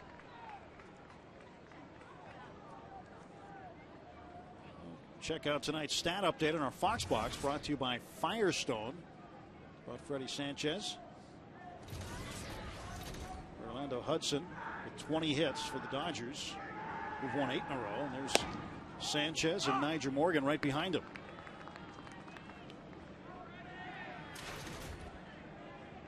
Yep, they're tied. Maybe we'll get at least one more at bat tonight. I'm thinking. Not automatic. Ball 4 to Freddie Sanchez, and now runners at the corners again. Well, Freddie Gonzalez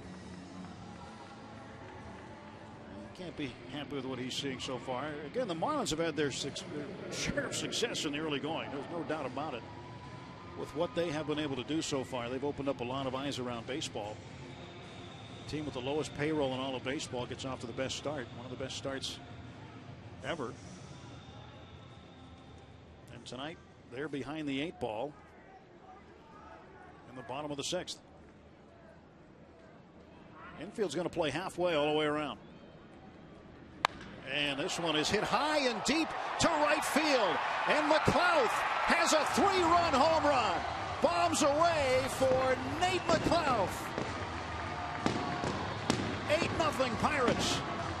Boy, and you talk about the crack of the bat. That one sounded long when it left the building.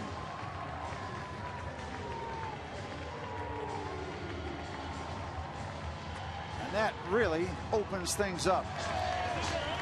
Nate McLouth, the first Pirate to get over 10 runs batted in. Now with 12 RBIs and 4 home runs. A terrific start of the year for Nate McLouth, who has 2 hits on the night and 4 runs batted in the game. Right down Grant Street, and he gets all of it. All of it. Greg Monroe, 0-1 the count. Foul tips one into the glove of Baker.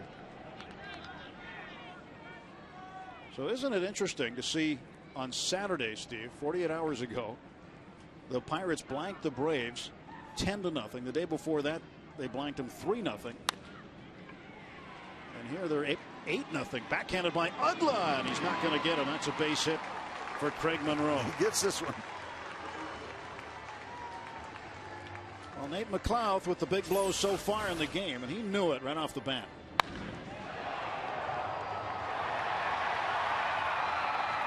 That's one of those statuesque home runs. He hits it hard, and it's on a line, but it's on a high line. It's not that towering, looping home run. It's not that low screamer. It's that perfect trajectory.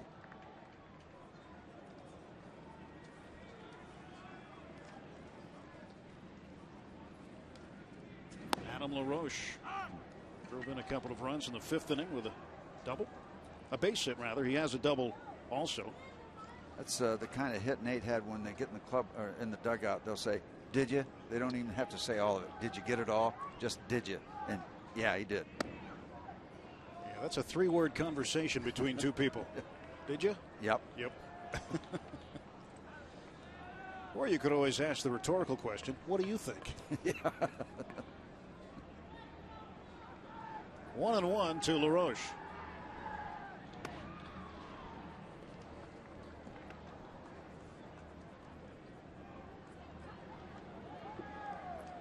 Adam LaRoche, big outdoorsman. He's got, if you can almost see the undershirt he's got. They've been wearing. He's got it underneath that one though. But he's got the whole team wearing camouflage undershirts.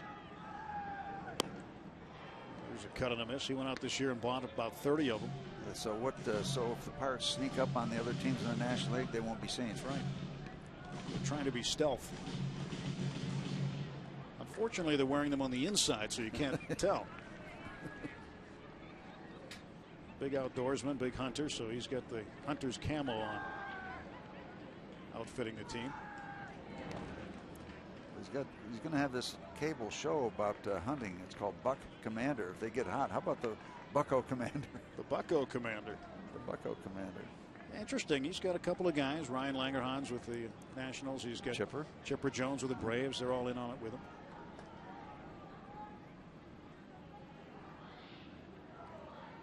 Three and two. One out and one on for the Pirates.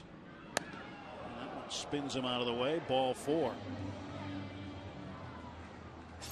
Well, let's take a look at this home run. Let's see where it ends up afterward, because this is something that can affect the stats. One of the unofficial stats of baseball around here. Look at where the ball goes out. It just cleared that area. It bounced off the Riverwalk. And we're trying to determine whether or not it went in. Is that the baseball? If that is the baseball in the river, and it appears that it is, that would be the 24th ball to get into the Allegheny River. River. One thing, whatever it is, that's the cleanest thing in that river.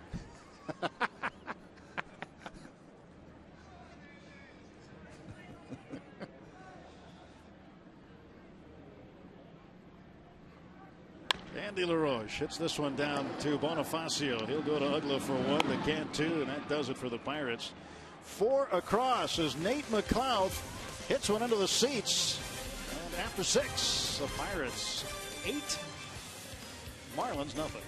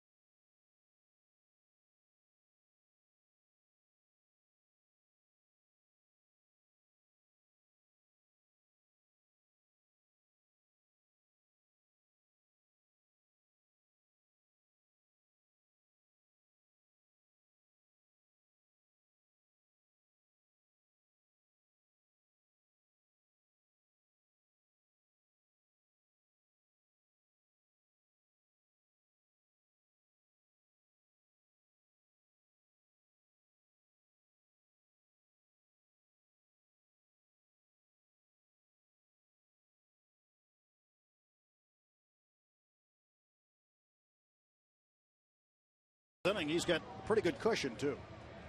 That shot by Mr. McLouth, just with so much authority. In the river. It's official. It is official. The people who make it official came into the booth between innings to check out the replay. One of the positive uses for replay in Major League Baseball. And so now officially it is the 24th water ball into the Allegheny out of PNC Park. There's only one, though, that's made it in the air. Darrell Ward. I had 36 water balls in Florida during spring training off the tee. Bucko Blast. 7 of them here. Yeah, Darrell Ward hit one off Kip Wells while playing for the Astros in July of 2002. It traveled an estimated 479 feet. All of the other water balls, including the one you just saw by Nate McLouth, bounced off the river wall. 3-0 pitch. And the first walk issued by Ross Ohlendorf. Take a look at what Ross Ohlendorf has done tonight in different ways. First of all, coming in after warming up, that's getting sawed off. That's getting tailed in for the strike. Joe Kerrigan likes that. That's my favorite slider. There's another one almost as good. Fading away. Joe's loving it. Why not? Good stuff. Jorge Cantu. And efficient, too. Just, what, 70-some pitches to this point. That's it. He's done a good job there. That 80 pitches. 80 even, total now. Even 80. Good stuff into the 7th inning. Bounced. Good block by Jaramillo with Hanley Ramirez aboard. Dan Uggla is out on deck. But Jaramillo, again, just his second big league start.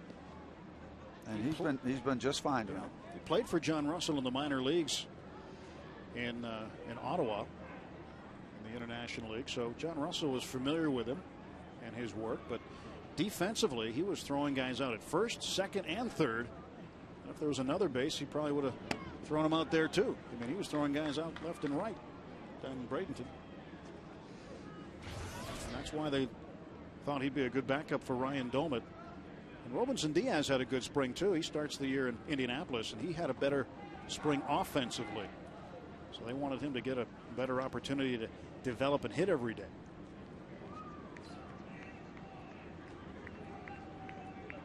So oh boy. Jaramillo goes well, when they asked Darryl Ward if he got it all. July 6th, 2002. Uh-oh. See the splash by the boat. That was the only ball out of PNC Park to be hit straight into the water. If they ask him, did you? Look at him. Get out of my face. Do you have to ask? 479 feet. How about a ground ball right here? Well, we needed a little more into fair territory.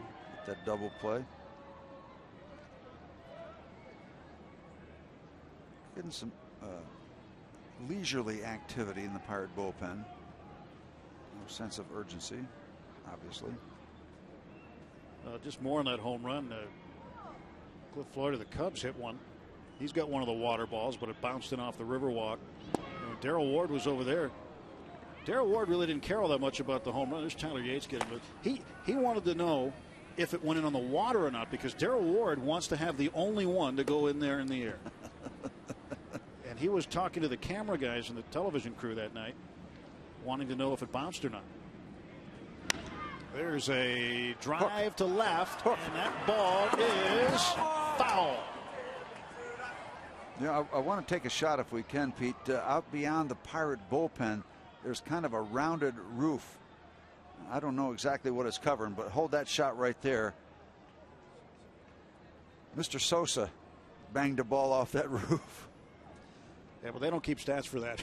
Yeah, well, it's the only roof ball. Yeah, that's a long way away.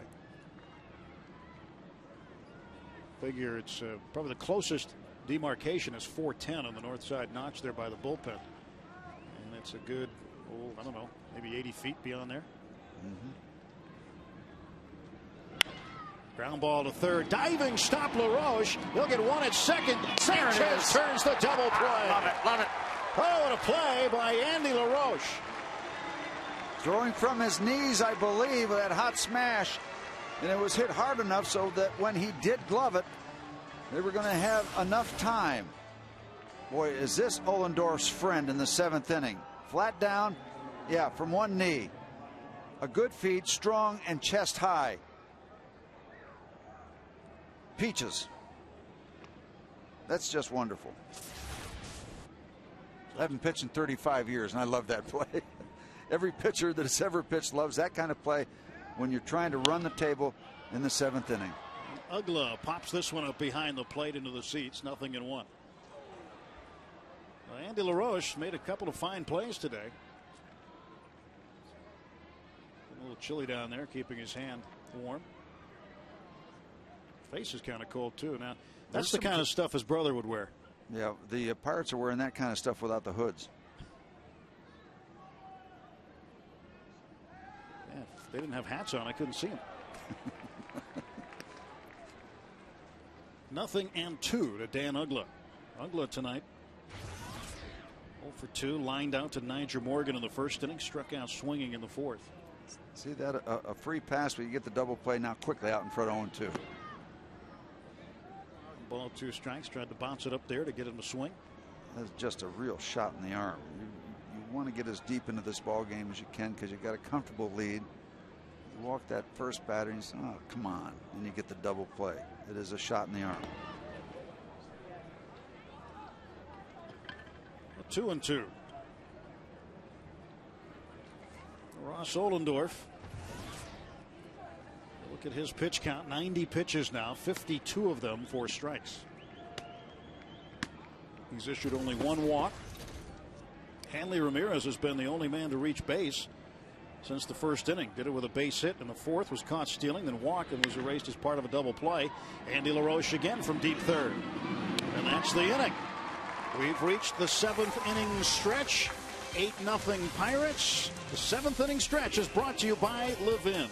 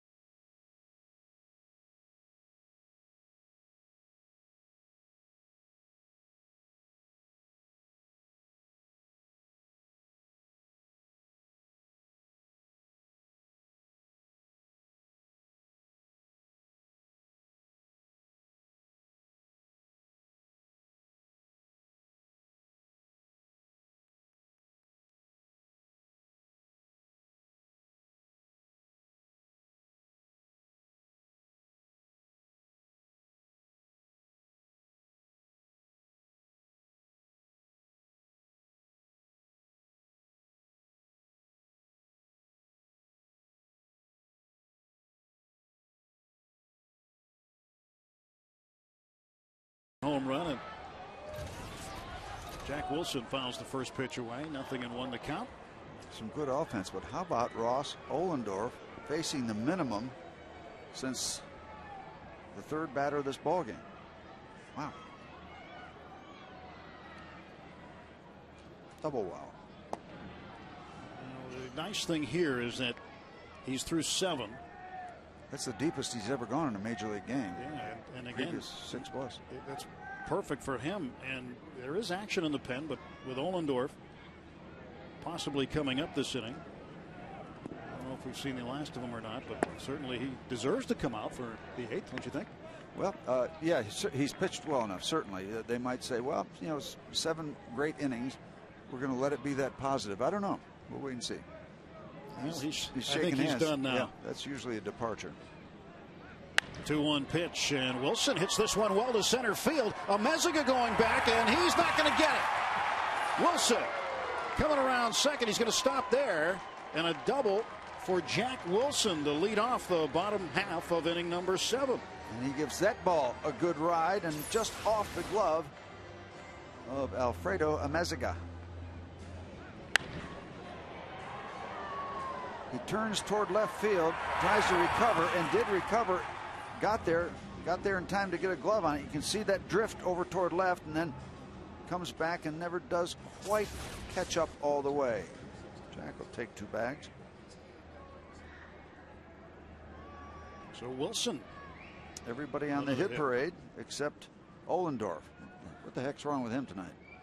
Yeah, he's had a bad night, right? Yeah. There is Jaramillo to center field. Wilson's going to look like he's going to tag. Now he'll just bluff and draw the throw. So there is now one out in the Pirate 7th. Well, back again for another season. Our pup nights at PNC Park. Enjoy a night of baseball and festivities with your pup on the Southwest Flight Deck. The first pup night is tomorrow when the Bucks battle the Florida Marlins. Purchase a pup night 6-pack plan or an individual game ticket for only $20. A portion of the proceeds benefit local animal shelters. For more information, call 1-800-BUY-BUCKS or visit pirates.com/pups. All pup night participants must buy a specific pup night ticket and show proof of vaccination. The owner or the pup? Yeah, let's assume it's for the dog. Well, we hope you've had not all your not shots a bad by idea. now. How about the night for Russ Ohlendorf? 7 innings, no runs. He gave up 2 hits. He walked a batter, struck out 4. Faced the minimum over the last big part of the ball game, minimum after the first inning. Pitch to Hinske. 2 balls, no strikes. There it is. That's good stuff. 2 hits, no runs, 1 walk, 5 strikeouts. 90 pitches, 91 pitches. A+. Bad writing, but you get the idea. You're not graded on your penmanship. Okay. Hinske to the right side. Gets Wilson over. So Hinske moves Wilson to third base.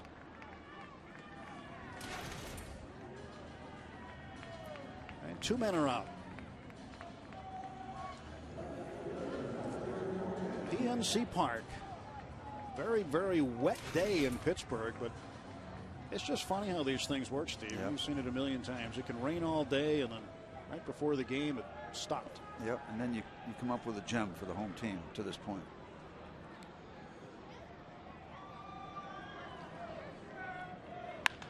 Niger Morgan goes to left field.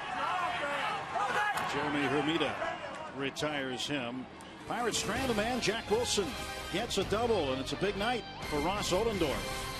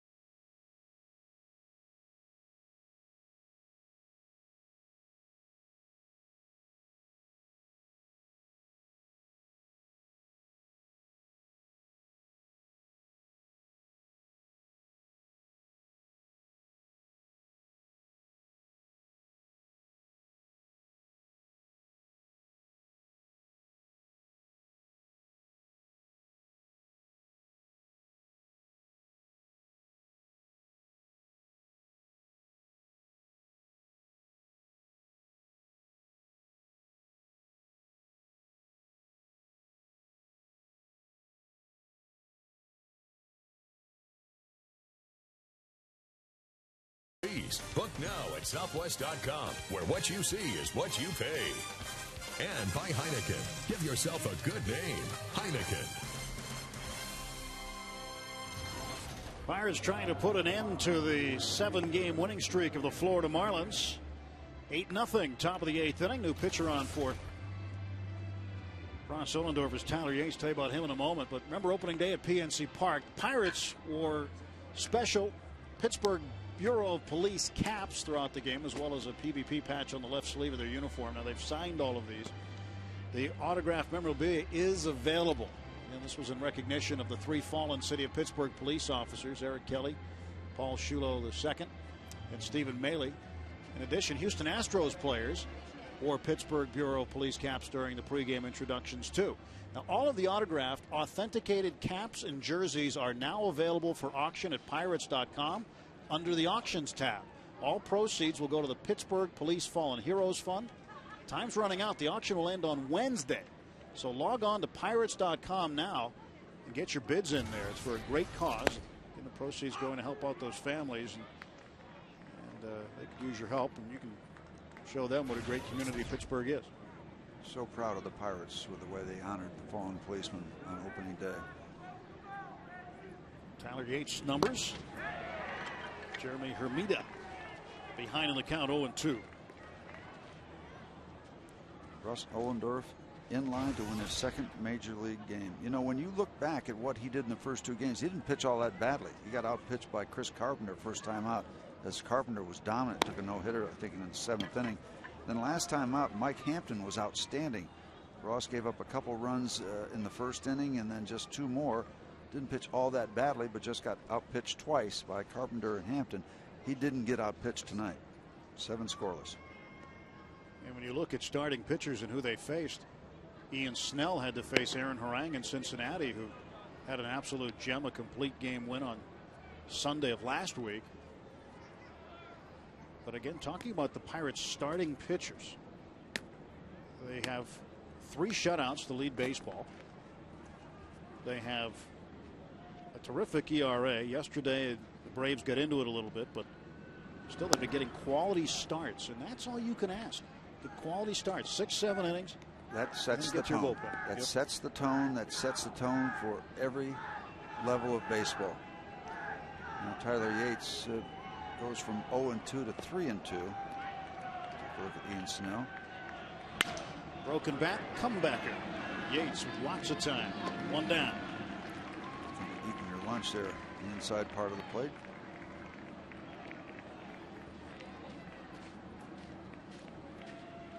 Joe Kerrigan said he wanted to come in here and make a change. Yeah, it wasn't. Hey, fellas, you know, if you get a chance, I'd like to have you come inside a little bit this year. You will pitch inside, and simple as that. Not negotiable. And, so far, we're seeing a lot more of that. Cody Ross. Ross takes strike 1. 96 miles an hour as Tyler Yates gets it to home plate in a hurry. Crappy day, beautiful ball game for the Pirates.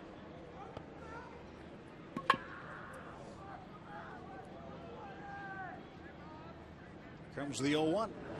Big cut and a miss. Cody Ross's 3-run double yesterday against Washington capped a 4-run 9th inning comeback. Gave the Marlins sweep over the Nationals. Now, the likes of that sweep had never been seen before in the major leagues. Florida was the first team in big league history to sweep a series of at least 3 games after trailing in the 9th inning or later in each game. Each one of them. Every one. 0-2. Right at Freddie Sanchez. Hot shot. He puts it away. 2 down. So along with everything else, nice job of defensive positioning. That ball was hit right on the button. This is Brett Carroll. The Nats just couldn't close the deal all weekend. That is just really got to be a gut-wrenching thing when you've got the lead in 3 straight ball games in the 9th inning or further, and you come away with 3 losses. So Carroll hitting for Logan Kensing. They managed to get 2 innings out of Kensing before having to lift him for a pinch hitter. The Marlins did, so they'll get into their 3rd pitcher in the bottom of the 8th inning, and that might be all they use. Fredo Amezaga is out on deck. Brett Carroll with 2 down in the top of the 8th. 1 ball, 1 strike.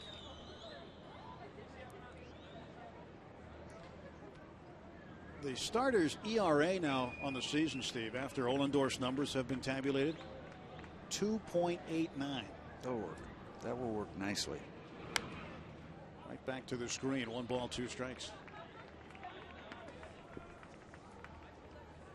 I remember at the Big Chamber of Commerce luncheon we had last week. You and I were sitting at the table with Joe Kerrigan, and when he was introduced, Greg Brown listed the accolades of the pitching staff so far, having the lowest ERA in the majors at that point in time. And Joe turned red. He was kind of happily embarrassed.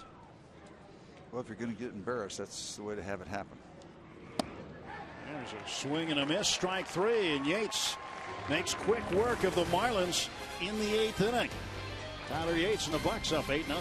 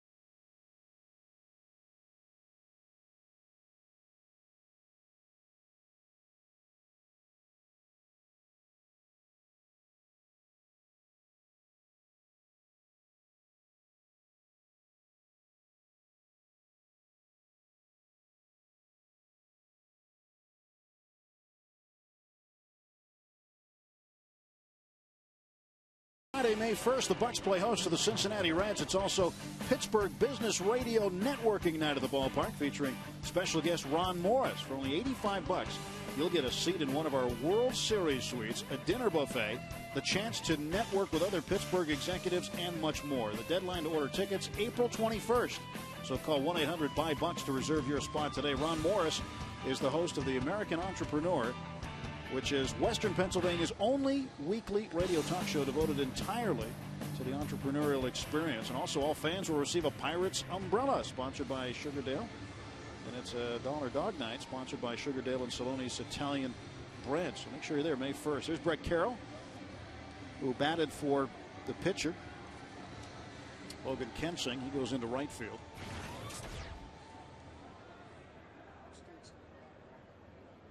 And the pitcher, Dan Meyer, will hit in Cody Ross's spot in the 7th spot. That's where he'll be inserted in the lineup. So Meyer pitching to Freddie Sanchez. Sanchez with 1 hit in 3 trips plus a walk and a run scored.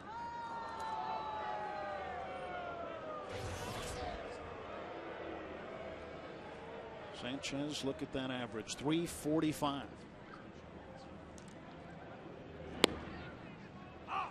And a strike is called. Sanchez with 2 triples. It took a while for Freddie to get 2 triples all of last season. He got them in back-to-back days this week. I didn't really want to swing at that ball action.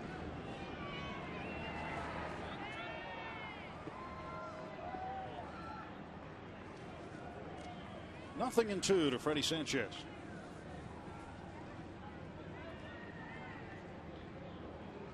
Meyer, the left-hander. Sanchez fights him off, which he has a tendency to do and do pretty well.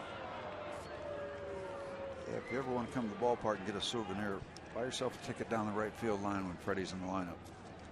Good chance you get some action. Bring your glove.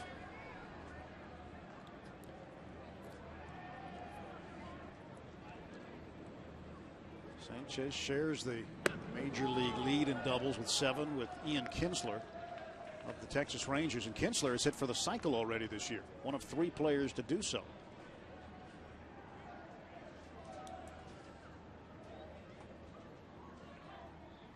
1-2 pitch. Cut and a miss. Strike 3, and Freddie goes down on strikes. Here's tonight's play that made you smile, brought to you by our friends at Aspen Dental. And the pitch to Nate McLouth. And where does it end up? Off the Riverwalk and into the Allegheny, the 24th home run at PNC Park to end up in the Allegheny River. I don't know if it fought its way through that kind of railing area over to the left of the Clemente wall or whatever, but it got wet. McLouth takes a strike. 433 feet they're estimating that ball traveled.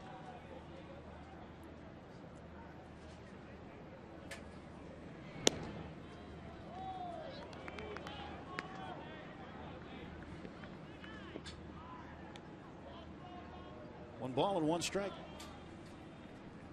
And Nate McLouth with a multi-hit game. 4 runs batted in against Meyer. And he hits this one to the right side. Dan Uggla handles it. And that's the out. You know, Rich Walsh, who does the television for the Florida Marlins, has an interesting home run call for Dan Uggla. He mispronounced his name at one point early on in his career, and so now when Dan Uggla hits a home run, he will say, and his name is Dan Uggla, as though he's pronouncing it correctly. It's very funny. At least the folks in South Florida get the joke. Saw Jesse Chavez warming up. Come in and pitch the 9th. And there's Rich drinking some water.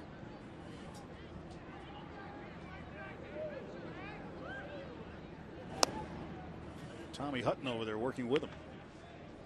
Somebody talking about Tommy Hutton having a birthday today? He's the 2nd birthday boy this week. Trying to remember who the other one was. Yeah, well, that was then. This is now.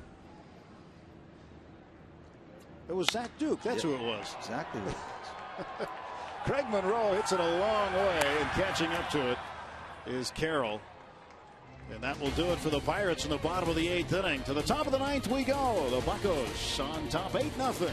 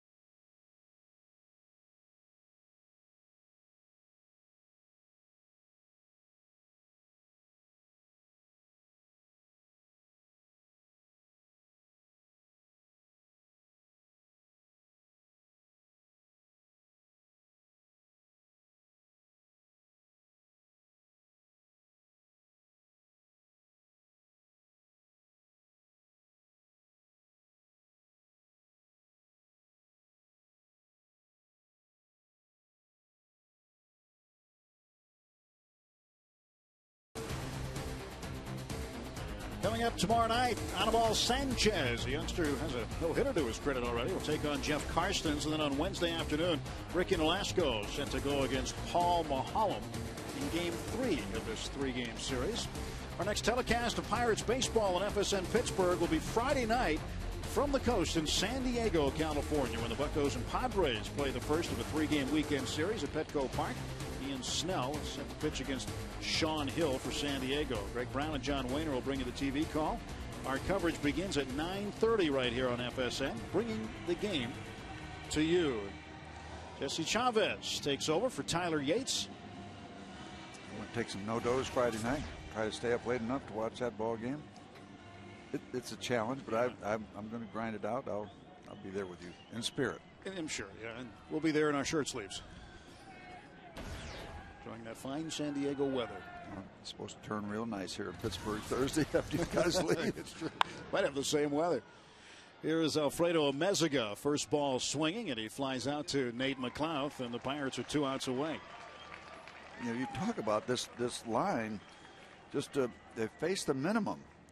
No more than they've faced just 3 batters, innings through 2 through 8+. 2 hits, clean work. Tyler Yates, clean, 1, 2, 3 with a strikeout in the 8th inning, and Jesse Chavez to try to put a lid on it. Chavez deals a strike to Emilio Bonifacio. And he gets the ball to home plate 94 miles an hour.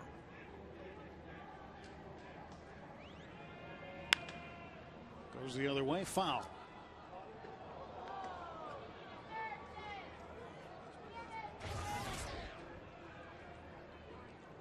Well, the Pirates lead baseball with 3 shutouts.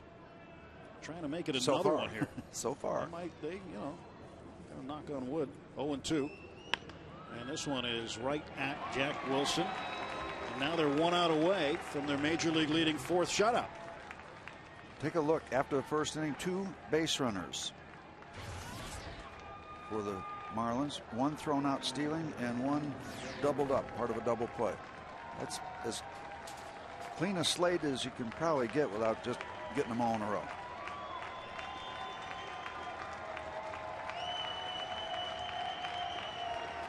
John Baker. Strike 1. Chavez finding the plate 95 mile an hour.